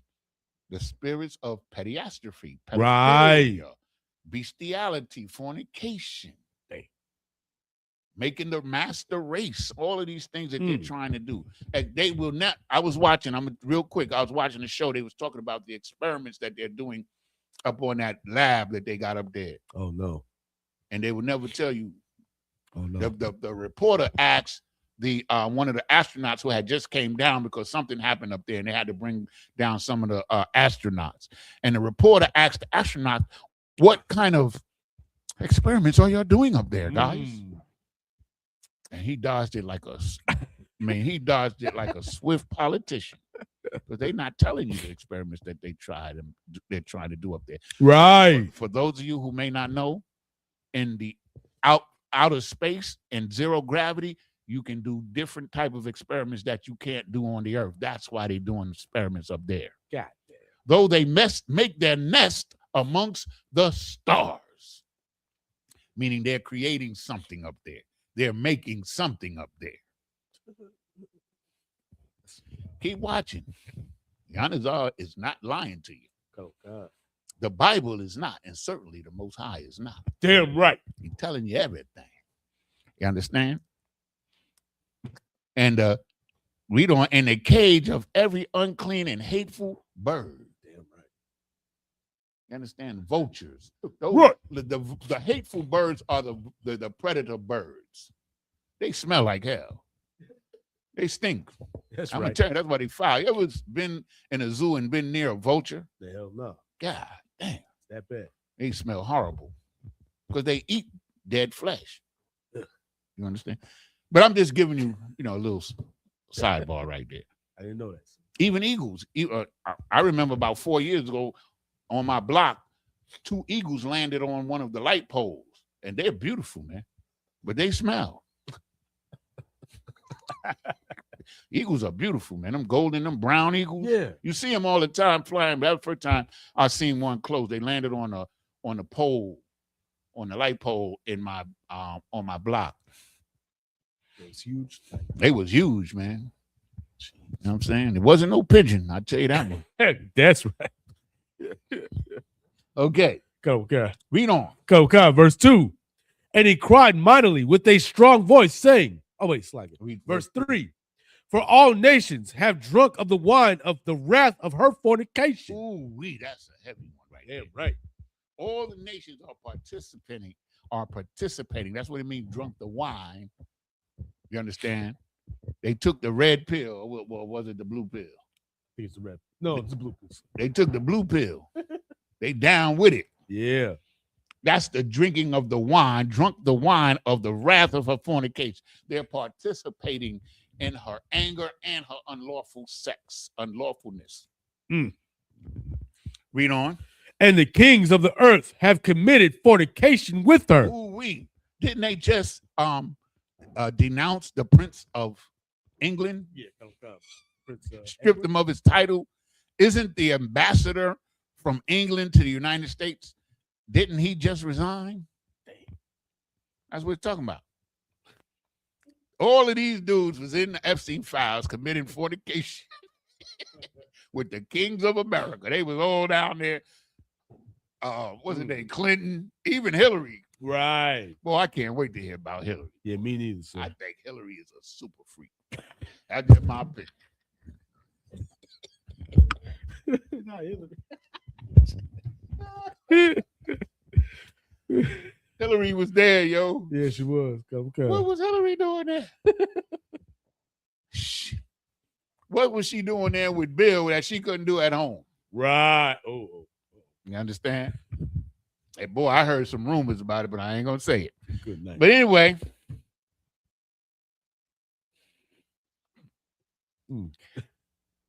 read on. Go, God. And the merchants of earth, it's like the merchants of the earth are waxed rich through the abundance of her delicacies. You understand? Everybody's getting rich with her. Right. The delicacies. You understand? Child, beef jerky. Oh, God.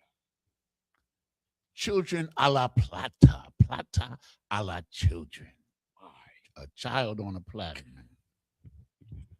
I'm not saying that's their delicacy, but they did it. And they used to do it out in California on that island, that place. I can't think of the name of it. Where they used to do those. It was a place in California where they used to do child sacrifice and stuff like that. I can't remember the name of it anyway. In California? Mm-hmm. The grove, some kind of grove. Some kind of grove they used to do it. But anyway, let's get back and we don't kill all this time we got. You understand? Read on. Oh, God. Verse 4. And I heard another voice from heaven saying, come out of her, my people, that ye be not partakers of her sins, and that ye receive not of her plagues. Understand? He's telling us, his people, so-called black, so-called Hispanic, so-called First Nation people, come out of her. Don't participate. It's talking about participation because there's no way to run. They got control over the whole earth. You understand? There's no way to run. Right. But you can come out of her by not participating. That's why we don't vote. Right. Understand what I'm saying? We don't do none of these things that they do in the world Damn right. to help uphold this system that hates us. Come out of her, my people, so that you know that you do not be that ye be not partakers of her sins, and their sins, the sins reach all the way to heaven, it says. We're going to see that.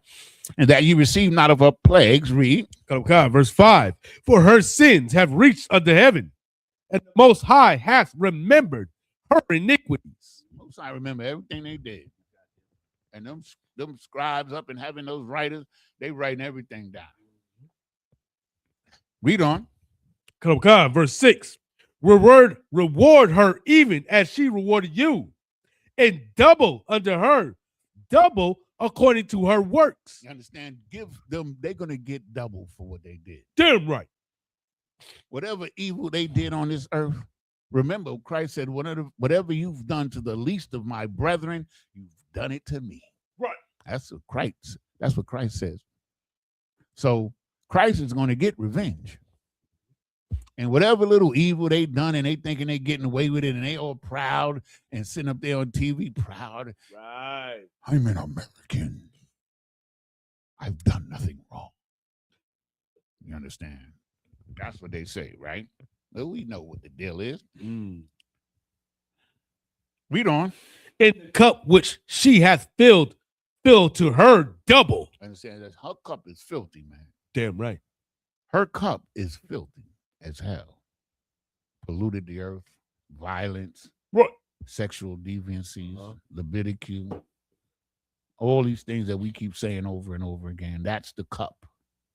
That's what she poured the drink. Remember, they're drinking the wine of her fornication. That's what she filled her cup with. That's what everybody's drinking from. But in Isupk under Commander Johanna, we ain't taking a sip. Right. We don't even, well, we try not to even smell it, but it's getting kind of funky out here. You know what I'm saying? Getting kind of funky. It's hard not to smell it, if you know what I mean. We're talking spiritually. Read on. Verse 7. How much she hath glorified herself and lived deliciously. Ooh, they living deliciously. Oh, yeah. Anything they want to eat. Travel with the best planes and the best hotel. You know what I'm saying? Taking whatever little children they want to take. Right. This is the wicked part that I hate. Some of the parents give the children to them, sell the children to them for money. Yeah. That came out in the Epstein file. Also today, one of the women that had, like in the Epstein files, they have what they call witness statements. So one of the women that, this was reported today in all the channels, one of the women who had accused Trump of essaying her testimony, it was missing, went missing. That's just a little hint. I listen to the news. I be turning different channels trying to catch everything I can catch because I am a seer. It's my responsibility to do it. Most like Christ. It is. And tell you about it. Just like Commander Juliana. What do you think Commander General Hanna is doing, man? He watching all of this, reading, studying more than me. That's right. Working harder than me.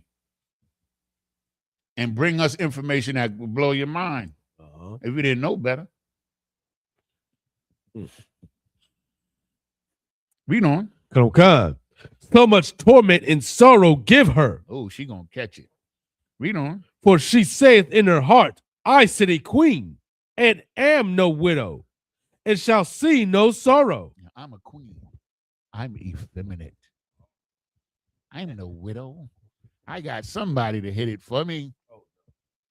I'm just putting it in a certain way. I'm no widow. You understand? I got all the sexual partners that I need. You understand? A widow doesn't have nobody. Right. But I'm no widow. That means I got somebody tightening my cords for me, so to speak. This is all about evil sexual deviancy. That's what this is talking about, man. And her or the devils or the beast putting themselves in a position like a queen that can't be touched. She's untouchable, but she's not a widow. Get it?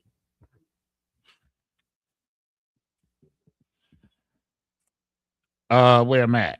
Sit as a queen, and I'm no widow, and shall see no, ain't nothing gonna happen to me. I ain't gonna see no sorrow. Because I got the military might. And I ain't gonna see no hardship. I'll whip your tukis. Who's going to come against me? Who's going to bring me down to the ground? That's what's in his heart. This is the same thing that it says in Obadiah. When he saith he deceives himself, will say it in his heart, who shall bring me down to the ground? Thus saith the Lord, from thence I will bring thee down to the ground. At this certain point, the Most High is going to bring them down. When they reach the height of their power, that's what we're reading about, them reaching the height of their power, and they're there. They're there. They're making their nest amongst the stars. They're there. Right. They're the beast, and he has a mark. So now we're going to get into it further. Oh, go to verse 10. Oh, come on. Book of Revelation, chapter 18, verse 10. Standing afar off for the fear of her torment, saying, Alas, alas, this great city, Babylon, that mighty city, for in 1 hour is thy judgment come. Oh, yes. It says, can we read it again, sir? Yeah, read it again. Book of Revelation, chapter 18, verse 10. Standing afar off for the fear of her torment, saying, Alas, alas, that great city, Babylon, that mighty city, for in 1 hour is thy judgment come. Of course, there's 3 scriptures that tell you that it's going to be destroyed in 1 hour. Good night.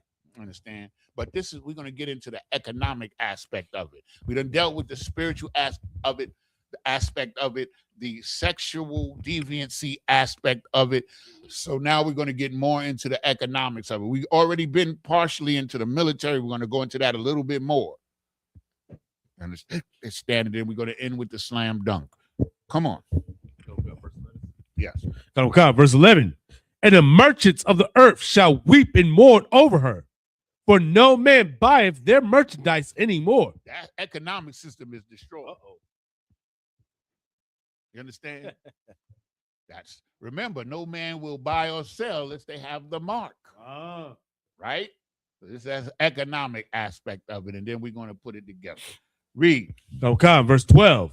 The merchandise of gold and silver, and precious stones, and of pearls, and fine linen, and purple, and silk, and scarlet, and all thine wood, and all manner of vessels of ivory, and all manner of vessels of most precious wood, and of brass and iron, of marble. So all of the material things that they've taken from the earth, the resources, right?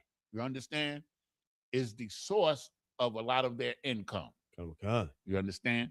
Read on. Verse 13. And cinnamon, and odors, and ointments, and frankincense, and wine, and oil, and fine flour, and wheat, and beasts, and sheep, and horses, and chariots, and slaves, and souls of men. See that shit? All that. And souls.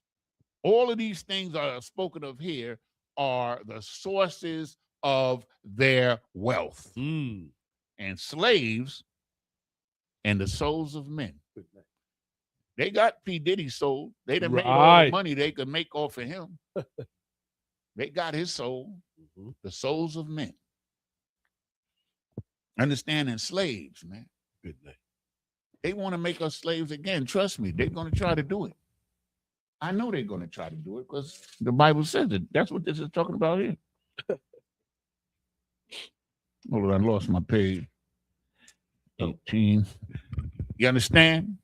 The souls of men, frankincense and wine, and all of these things, sheep and beasts, all of these things are commerce. Commercial, when you go to the stock market, all of these things you can invest in. All of them.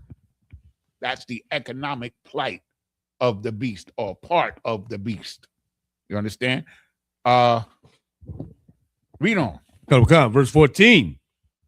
And the fruits that thy soul lusted after are departed from thee, and all things which were dainty and goodly are departed from thee. This is talking about the collapse of their economic system and all the wonderful things that they had here in this kingdom.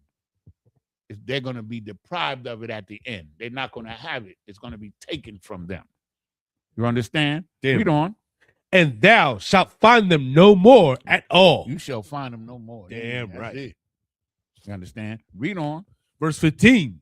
the merchants of these things. The merchants, see that? The merchants are the business people, of course. They have the ships, they have the planes, the trains. You understand? And the merchandise, what is damn, it's a word I had it and I just lost it. It's the wheel in the wagon of economics. It's the wheel of economics, is the merchandise. And they have all of these abilities to make trade and merchandise. You understand? But in this whole system, they have slavery and they take the souls of men with it. You understand? This is evil. You understand? Read on. The merchants of these things, which were made rich by her. It was made rich by her. The merchants are the businessmen, the corporations. That's what that is. Read on. Shall stand afar off for the fear of her torment, weeping and wailing. Verse 16. And saying, alas, alas, that great city that was clothed in fine linen and purple and scarlet and decked with gold and precious stones and pearls. Verse 17. For in 1 hour so great riches is come to naught, and every shipmaster and all the company and ships and sailors and as many as trade by sea stood afar off. Verse 18. And cried when they saw the smoke of her burning, saying, what city is like unto this great city? So here it is. You understand? It's talking about the shipping and the merchandise and all the commerce that's going on in the earth today, coming to an end in 1 hour. And when is this going to happen? When Yahushua Mashiach returns. Damn right. That's when this is going to happen. Remember what we read earlier, where when they reach the height of their power, they're there now, or they're very close. You understand? Sure. AI. Right. Watch out for AI. Watch out. It's an evil invention, and they don't have good intentions for AI. Mm-hmm. That's it on that, right? That was in the 18th. Okay, so go to Revelation. Remember, this topic tonight is the beast and his mark. So we're giving you every attribute of it.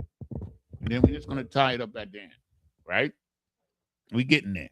Give me Revelations 19 and 19 and 20. The book of Revelation, chapter 19, verse 19. And I saw the beast and the kings of the earth and their armies gathered together to make war. You understand? So now the beast is gathering together to make war, man. This is what we was talking about earlier, about all of their technology was to gather them together for the great battle. Right. Which we're going to show you again in Revelation 12 and 7. But finish this. Read this. Gathered together to make war against him that sat on the horse and against his army. Him that sat on the horse, which you read, is Christ is, they get a vision of Christ riding on a white horse.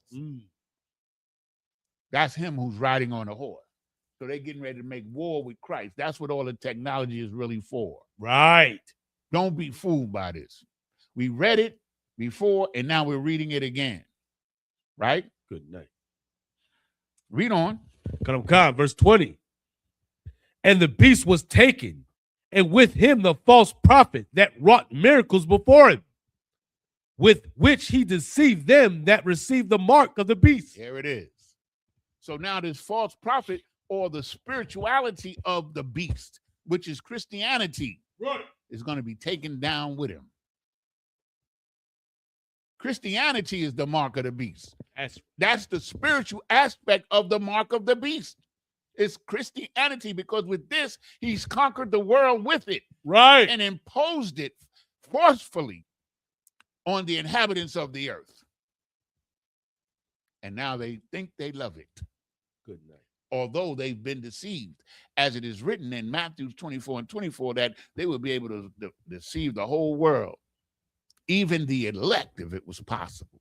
You understand? Them that, read on. And them that worship his image. His image, see? The beast has an image. He has a spiritual doctrine and an image of that spiritual doctrine. What we got? Oh, sorry. That's a good time to just like make sure. But I can't see past that little thing right there. In 47 hours Yeah, streaming, if I you will get lose access to your Facebook account. If you get that X right there, sir, so I'm just trying to see this time stamp. My bad, sir. Yeah, man, you could have told me that after. Hit that? Yeah. Okay, so we got it. The water, brother. I the ball. So now it says, them that worship the image. What is the image of the beast? Cesar Borgia, Right. the white Jesus. That's the image of the beast.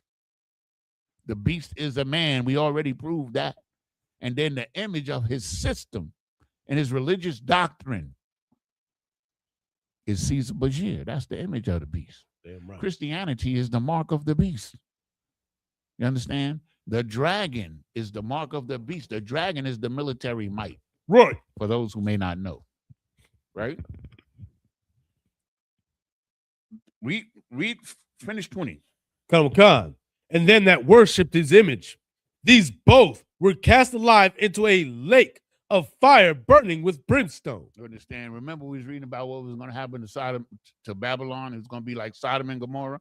Well, this is it again. Damn right. Nobody's going to be able to live here for a long time. Just like Sodom and Gomorrah.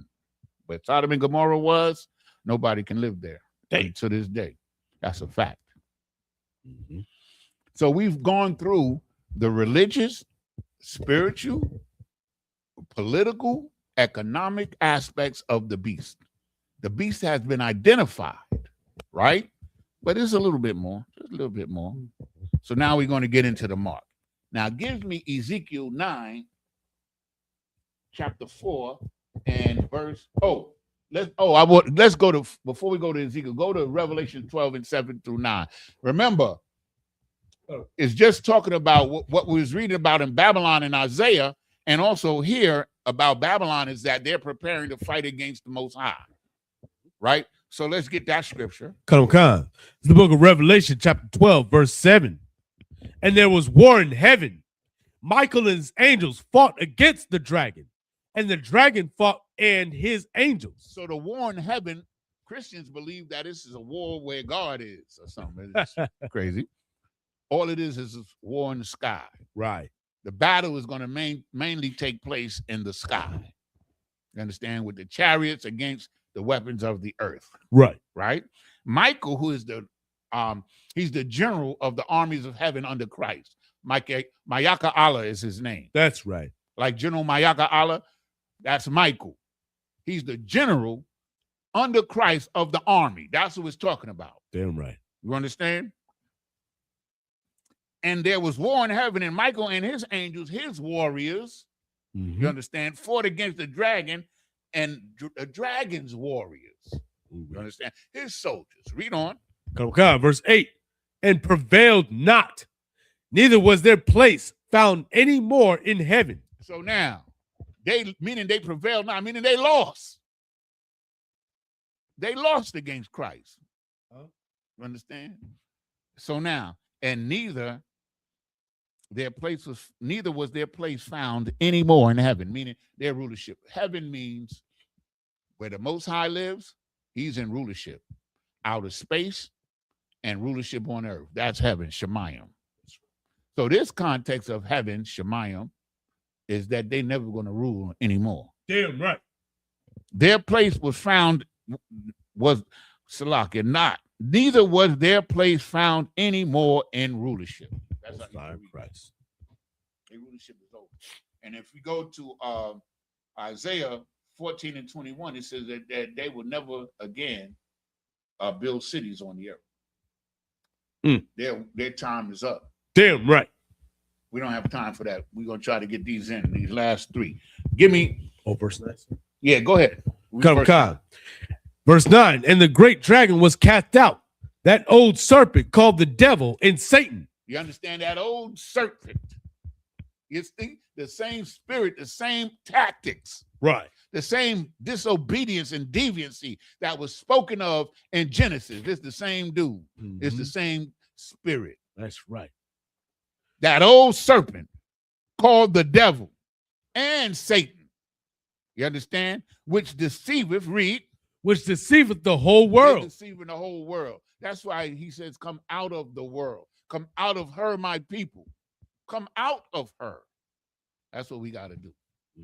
That's what we do in ISUBK. We come out of her. That's right. And we try to build ourselves and our bridges and our brotherhood and our sisterhood so that we can be strong enough to fend off the wiles of these devils in this world.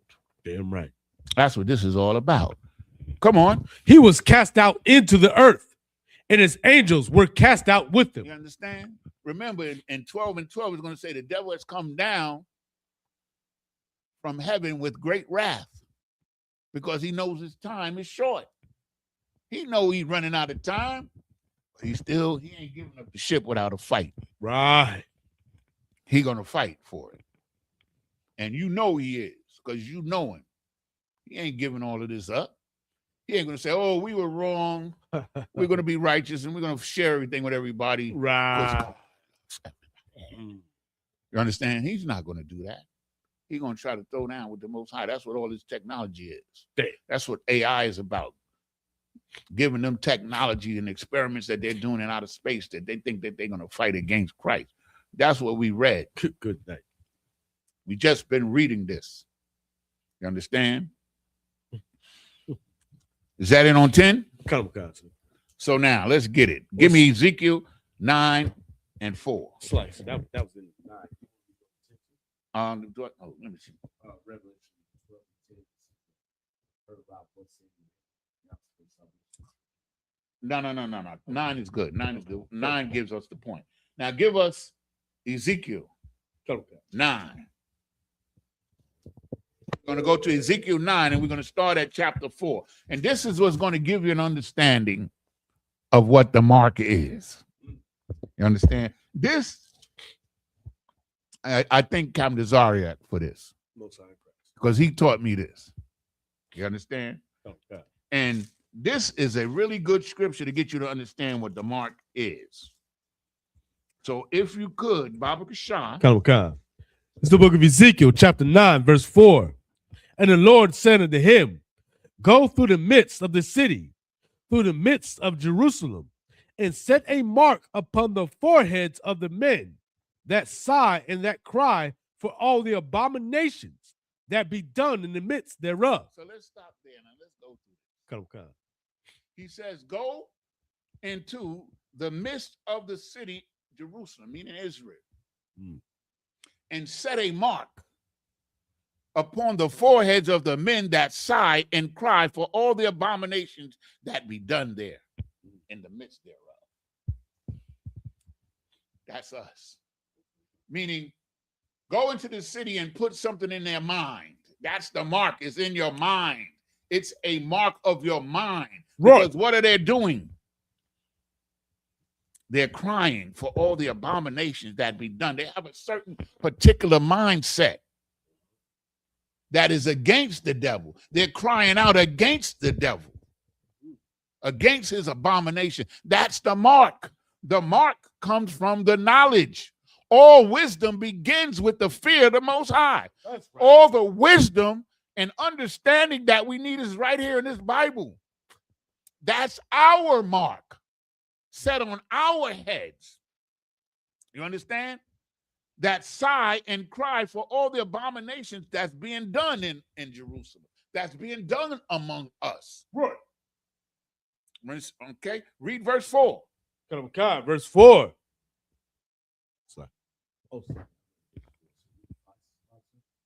Yeah, 5. I'm sorry. Verse 5.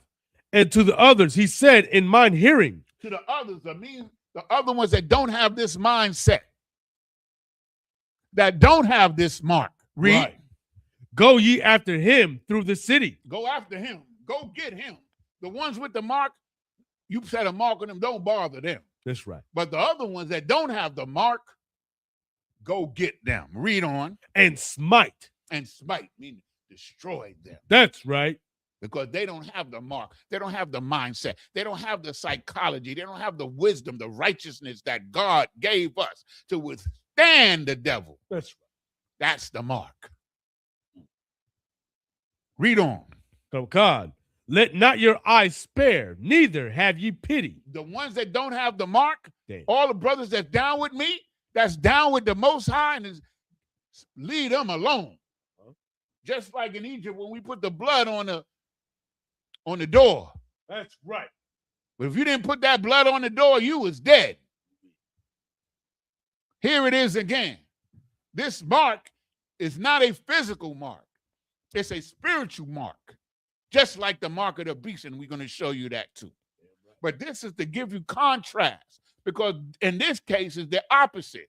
Those that have the mark are saved, and that those that don't have the mark are destroyed. And because we have the mark. You understand? The mark is not a physical mark, it's spiritual. Right. It's a spiritual mark. You understand? And those that don't have it is going to get slain, right? Let not your eyes spare, neither have pity on them, the ones that don't have the mark.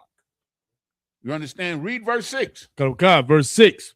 Slay utterly old and young, both maids and little children and women, but come not near any man upon whom is the mark, and begin at my sanctuary. Understand? Where's the little sanctuary? Isupk. That's right.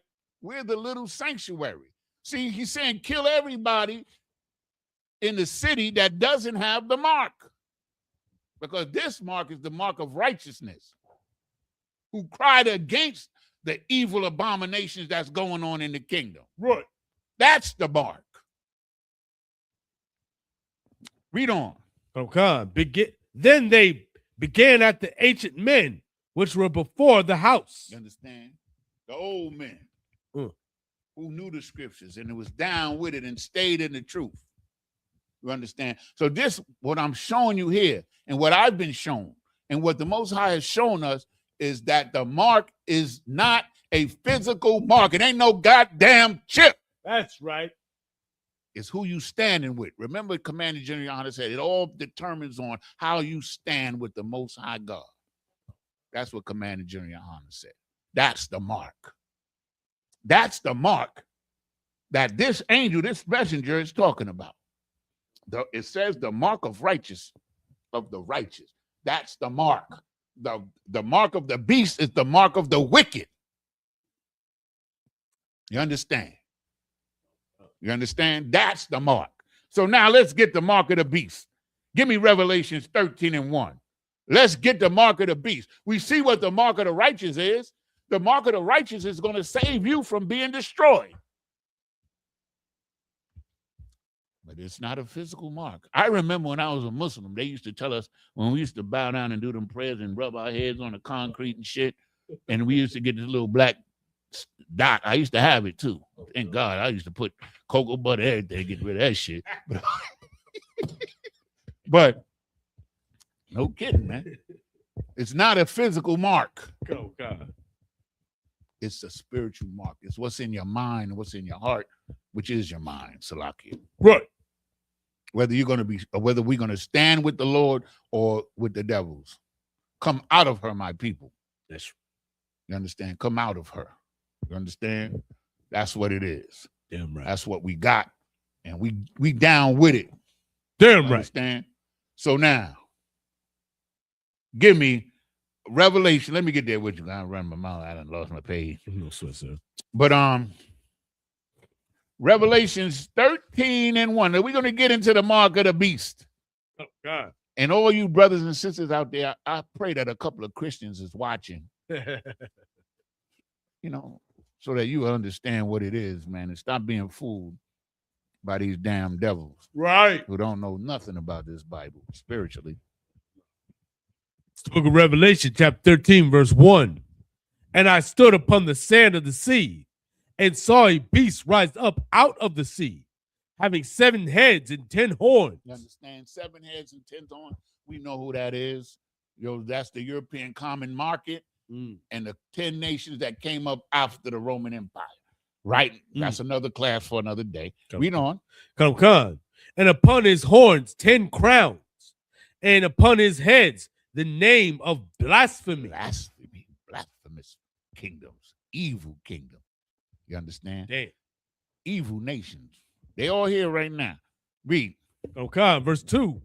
And the beast which I saw was like unto a leopard, and its feet were as the feet of a bear, and its mouth as the mouth of a lion. You understand? So the characteristics here of a lion and a bear as devourers, they're vicious. A lion will bite you and choke off your ear. You understand? A bear will eat you alive. A lion kills you before he eats you. You understand? But a bear, he'll eat you alive. That's the spirit of these two animals, of this beast. You understand? Read on. Come. And the dragon gave him his power. The dragon, the military might, was his power. Read. And his seat and great authority. Because he had that military might, that dragon, he had great authority. Nobody could. He was unfuckwittable. Right. As he thought. Read on. Okay. Verse 3. And I saw one of his heads as it were wounded to death, and his deadly wound was healed. This was talking about Rome and Rome, the Roman Empire being reborn. Because these are the nations. Remember in Daniel, it says that from this nation will come the other nations, meaning these will be Edomite kingdoms. Right. You understand? Read on. And all the world wondered after the beast. Everybody, damn. They wondered after this. This is a bad boy. He's terrible. I ain't messing with him. You understand? Jeez. Oh, Venezuela, old President Maduro, he was trying to make a deal. They were laughing. We ain't making no deal with you. We're going to take you and kidnap you. Good night. And kidnapped his wife, too, man. Damn. Jeez. And running the country on the low. Read on. Okay, verse 4. And they worshiped the dragon, which gave power to the beast. See, the dragon, the military might, is the power of the beast. It ain't no damn chip. It's military power. Remember, the dragon went to fight against Christ in Revelation 12:7. The dragon is the military might, the technology that they're making to create the dragon. You understand? To unify the dragon. Right. You understand? Read on. And they worshiped the beast, saying, who is like unto the beast? Who is able to make war with him? Verse 5. Hold on right there. Come. So in the book of Obadiah, it says, he says, who shall bring me down to the ground? The pride of his heart, the pride of thine heart hath deceived thee, thou that dwelleth in the clefts of the rocks, whose habitation is high. Understand? His pride is, who's going to defeat me? I got all of these missiles. Let Jesus come on down here. We got something for his ass. God damn. I'm telling you, man, this is what we're reading. Come, God. Let him come. Did you see Trump's mannerism? Like, he was that bitch that nothing could happen to her. That widow that nothing could happen to her. That's what he was last night. I was watching him. He thinks nothing bad could happen to him because he's drunk in the wine of his fornication, man.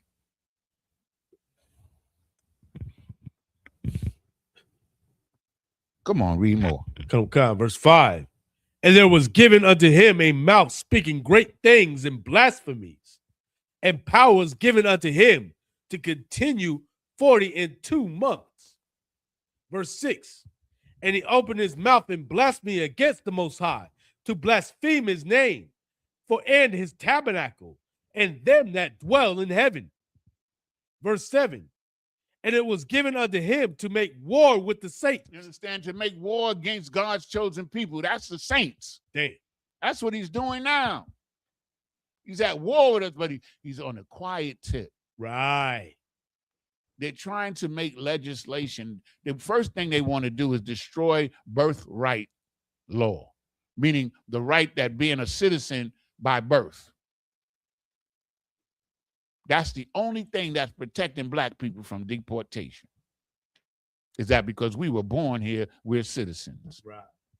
They're trying to destroy that so that they can get at us next. You understand? Read on. And to overcome them, and power was To given, overcome us, right? Read Mhm. on. and power was given him over all kindreds and tongues and nations. He got power over the whole earth. Damn. Read on. Come. Verse 8. And all that dwell upon the earth shall worship him, whose names are not written in the book of life of the Lamb, slain from the foundations of the world. You understand? They not down with us, man. They not in the book of life, man. Because after this, they're done. Damn right. And there shall be no more of the children of Edom. Mm. No more. Most High Christ. You understand? Now, read 9 and 10. Okay. And then we're going to go into the mark, and then we're going to sum it up. Come on. Come. Verse 9. If any man have an We're already ear, over the time. Go ahead. let him hear. Verse 10. He that leadeth into captivity shall go into captivity. He that killeth with the sword must be killed with the sword. Here is the patience and the faith of the saints. That's what we're waiting for. That's the patience of the saints. That's what we're waiting for. You understand? We're waiting for them to get there. So now let's quickly go into the mark. So go to verse 15, because we can't go through the whole thing. We're going to skip some verses for time's sake. Yeah, 13 and 15. Revelation chapter 13, verse 15. And the serpent cast out of his mouth water as a flood after the woman, that he might cause her to be carried away of the flood. Verse 16. And the earth helped the woman, and the earth opened her mouth and swallowed. You in 13 and 15? Oh, slacking. That was 12 slacking. Yeah, 13 and 15. Sir. Book of Revelation chapter 13, verse 15. And he had power to give life unto the image of the beast, that the image of the beast should both speak and cause that as many as would not worship the image of the beast should be killed. You understand? The image of the beast is Christianity and Cesar Borgia. Right. You understand? Read on. Verse 16. And he causeth all, both small and great, rich and poor, free and bond, to receive a mark in their right hand or in their forehead. So here it is again, the mark in the forehead, man. It's not a physical mark. I remember last week on Ash Wednesday, I seen all them people, they had the ash cross on their head, the black cross on their head. Dumbass shit. Right. You know what I'm saying? This is not a physical mark. And the hand represents what you do, your works. Right. When it talks about the arm or the hand of the Lord, it talks about the works that God does. It's the same thing here. The arm of the beast or the hand of the beast or the people that have the mark in their hand are the ones that help the beast to do the work. Right. That work for the beast, that uphold the system, because that's what it's talking about. It's talking about a wicked system, man. Damn right. Understand? And if you're down with it, but let's get some more. Verse 17. And that no man might buy or sell, save he that had the mark, or the name of the beast, or the number of his name. You understand? So the number of his name, right, is the number of men that rule, right? The number of and it says that no man may buy or sell, save they have the mark. No man. Every transaction that you're going to be able to make in this world, they're going to know about it. That's the mark of the beast economically. You understand? Every transaction that you make, everything that you do financially, they're going to be able to know about it. That's the mark. It's a spiritual mark. It's not a physical mark. It's about technology. You understand? But not a chip. Right. It's about how they're going to put all of this in your mind and make it fair seeming or make an evil look good. That's the trick. That's the mark. And they give you an image of Cesar Borgia. Ain't he pretty? He pretty. You understand what I'm saying? But the man who they drew the image from was an evil sexual deviant. That's right. No man shall buy or sell lest they have them. This is the economic system, man. This is the same system that's going to be destroyed. That's what it is. You're not going to be able to buy or sell if you're not down within the system. Right. Every time you go to the grocery store, they're going to know what you buy. When you use your credit card or your debit card, they're going to know everything that you buy. That's the mark. Christianity is the spiritual mark. Right. This is the mark of the beast. It's not a chip. They don't need no chip. But they do need AI to make it manifest, to get it to the work the way they want it to work. That's what AI is about. You understand? AI, because remember, when they was going to the moon, it was them sisters that came up with the mathematics for them to go to the moon. Right. They ain't that smart. So they need AI. AI can figure out all the stuff that they can. Hey. You understand? Artificial intelligence. The mark of the beast. You understand? The mark of the beast. The mark of the beast, or the name of the beast, or the number of his name. Read verse 18. We got two more verses. I'm sorry that we went over, and we're going to shut it down, but I got to get these two in. Read 18. Come, verse 18. Here is wisdom. Let him that hath understanding count the number of the beast, for it is the number of a man, and his number is 666. Remember that movie, The Omen? And they had this little baby. He was born with 3 6s on his head. That's a distraction. Because they got, in Christianity, they're looking for this one antichrist. Right. When Christ told us that it was an antichrist in the day that he was alive. Right. Antichrist just means against Christ. There's billions, and I'm saying this literally. There's billions of antichrists, man. Right. It's not no one man. That's the trick. You understand? The sleight of hand. You understand that the devil has put upon us. You understand? And the number of the man is the 666 men that's on the Epstein files that nobody gonna hear about. Right. They're the ones that pull the strings on Trump and on all of these leaders. They got them by the cojones because of their sexual deviancy. They recorded everything. They know what they was doing. This is the trap that they fell into, so that they would be thoroughly controlled to do the bidding of these 666 men. That's the mark, y'all.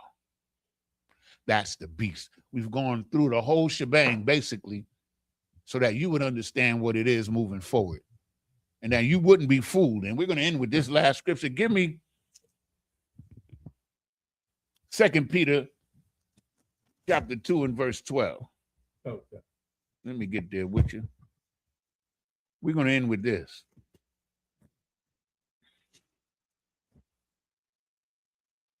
Okay. Take your time. You understand? We're just trying to get it in because I thought we was going to get them all in, but time is flying when you're having fun. Because this 2 hours went by quick. Okay. Well, we got a lot of scriptures and we got like over 20. This is the book of 2 Peter chapter 2, verse 12. But these, as natural brute beasts, made to be taken and destroyed. You understand? These are natural brute beasts, man. Mm-hmm. It's not talking about animals in the forest or in the desert or in the water. It's talking about men. They are natural brute beasts, man, because their mindset is like an animal. They are animals, man. And what separates the sons of men from the sons of God is the truth. Right. Laws, statutes, and commandments. And that spirit that comes with it of obeying God and doing the right thing. So read it again from the top. Okay, book of 2 Peter chapter 2, verse 12. But these, as natural brute beasts, made to be taken and destroyed, speak evil of the things that they understand not. They don't understand what the hell they're doing. They don't understand righteousness. They don't understand decency. Mm, They don't understand law. right. Read on. And shall utterly perish in their own corruption. Perish in their own mind. This is music, man. This is music to my ears and to yours too. It should be. Read on. Verse 13. And shall receive the reward of unrighteousness. You understand? There's a reward for righteousness and a reward for unrighteousness. Come on. As they that count it pleasure to write in the same You time. understand? They was out there in January 6th rioting. Right. And what did the devils do? They gave them clemency. They pardoned every last one of them. Mm. And they could act a fool in Minnesota with the ICE. They could do whatever they want. Kill people, shoot innocent women. Uh-huh. They can do whatever they want. And they think nobody's going to, step to them or hold them accountable. That's what this is talking about. Mm-hmm. Read on. Spots they are in blemishes, sporting themselves with their own deceivings. You understand? They looking good in their own deceiving. Yeah. They getting up there lying. Right. Sporting. Sporting is like dressing fly. You know what I'm saying? That's sporting. You understand? They look good. Their image, they portray an image of righteousness and goodness. Mm. Put on a shirt and tie and clean shaven and talk proper and good education and loads of money. Right. But the wickedness that they sit on or stand on is reached unto heaven. You understand? Good. You understand? Deceiving while they feast with you. Ain't that some shit? Read that last part again. Sporting themselves with their own deceivings while they feast with you. You understand? They doing all this deception. They sit down Thanksgiving with you, Christmas. They feast with you. Good night. Oh, those feast days, they the best. You understand? In the feast of them living deliciously. And hey, man, they give you a crumb, man. Because they got so much. You can get a crumb. They feast with you. Read 14, and this is it. Verse 14. Having eyes full of adultery, and that cannot cease from sin. They can't stop sinning, man. They can't. They sure can't. Their eyes is for adultery, man. They love, just like them pimp preachers, they love to get your wife, man. Mm. I mean, they love them pastors. I'm trying to tell you, man, they love to get your woman. Mm. Catch her at a vulnerable moment and get her. Right. They love adultery, man. And then teach the word of God. Right. God loves everybody. Don't worry. I watched what's his name the other day? What's the white boy name in Texas? Got the big church in you. Yeah, I watched him for about 20 minutes the other day. Boy, I was laughing my ass off because he put the game on him on the prosperity tip. Don't worry about everything. God is going to make sure everybody's okay. That's what he said. I started laughing. And then they show you the audience, and there's a lot of black people in that audience. Yeah. I'm trying to tell you. Then it wasn't so funny. Read on. God. Having eyes full of adultery, and that cannot cease from sin, beguiling unstable souls. See that? Beguiling or fooling or convincing unstable souls, man, and people that don't know no better. People that don't have no foundation. They're unstable. They don't know who they are. It's easy to fool black people because we don't know who the hell we are. That's why Joel Osteen, about 1/3 or 1/4 of his congregation that I saw was black people. Damn. He getting all their money. Imagine what Commander Junior Hunter could do with that money. Right. Just think about that. I'm dead ass, man. I'm not just saying that. That's real talk, man. They giving all of these money to these damn devils, man, to destroy themselves. Finish it up, brother. I'm sorry. Our heart they have exercised with covetous practices. Cursed children. Cursed children, man. They've done all, we've read about all of their wickedness and their system and their mark and their deviancy. It's all the same thing, man. Babylon is not different from the beast. The dragon is not separated from the beast. It's all the same thing. Right. Babylon is fallen, never to rise again. Understand? That's the patience of the saint. That's what the saints, God's chosen people, are waiting for. That's what we're looking forward to. That's what we're praying for. And with that, I'm going to pass the class over to Preaching Officer Mike Shaw. I know we went over, but we do appreciate everybody for tuning in, for asking questions, for your commentary, which we didn't read that many comments.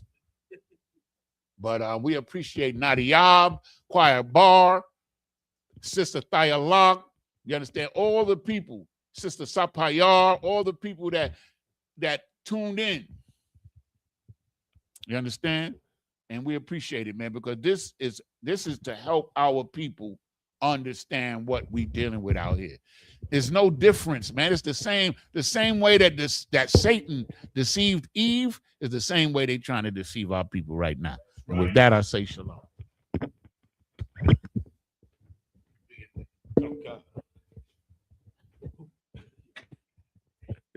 Security announcements. We are the ISUPK out of 1 West 125th Street, Harlem, New York, under Commanding General Yohana. New rules for brothers and sisters. When a new brother comes into school, they are off limits for 6 months. They are to be saluted only. They are here to shed themselves of the world. After 6 months, if a brother or sister has an interest in a particular person, he or she must get permission from the head to speak to a brother or a sister. There's another 6 months in which the brother or sister will court each other. After this 6-month period, the brother or sister will get permission from the head to marry. Tithes, which is a commandment. You can find this in Numbers 18 and 21, in Malachi chapter 3, verses 8 through 10. Means 10th in the Hebrew is pronounced ma'ashra. 10% of every penny of any increase the Lord gives you, you give to the treasury department or teacher. Priest fund, free will offering for priests, not mandatory.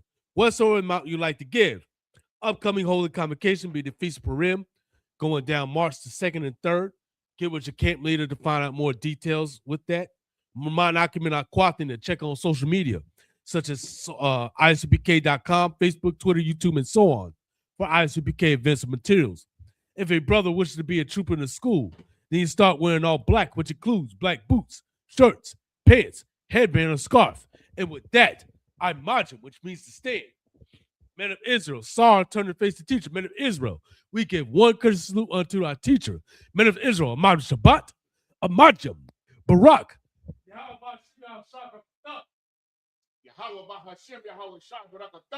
Yajmatah, hands down. Sar, turn to face the sisters. Men of Israel, we give one courteous salute unto our sisters. Men of Israel, Ahmad Shabbat, Ahmadjam, Barak. Yajmatah, hands down. Class dismissed.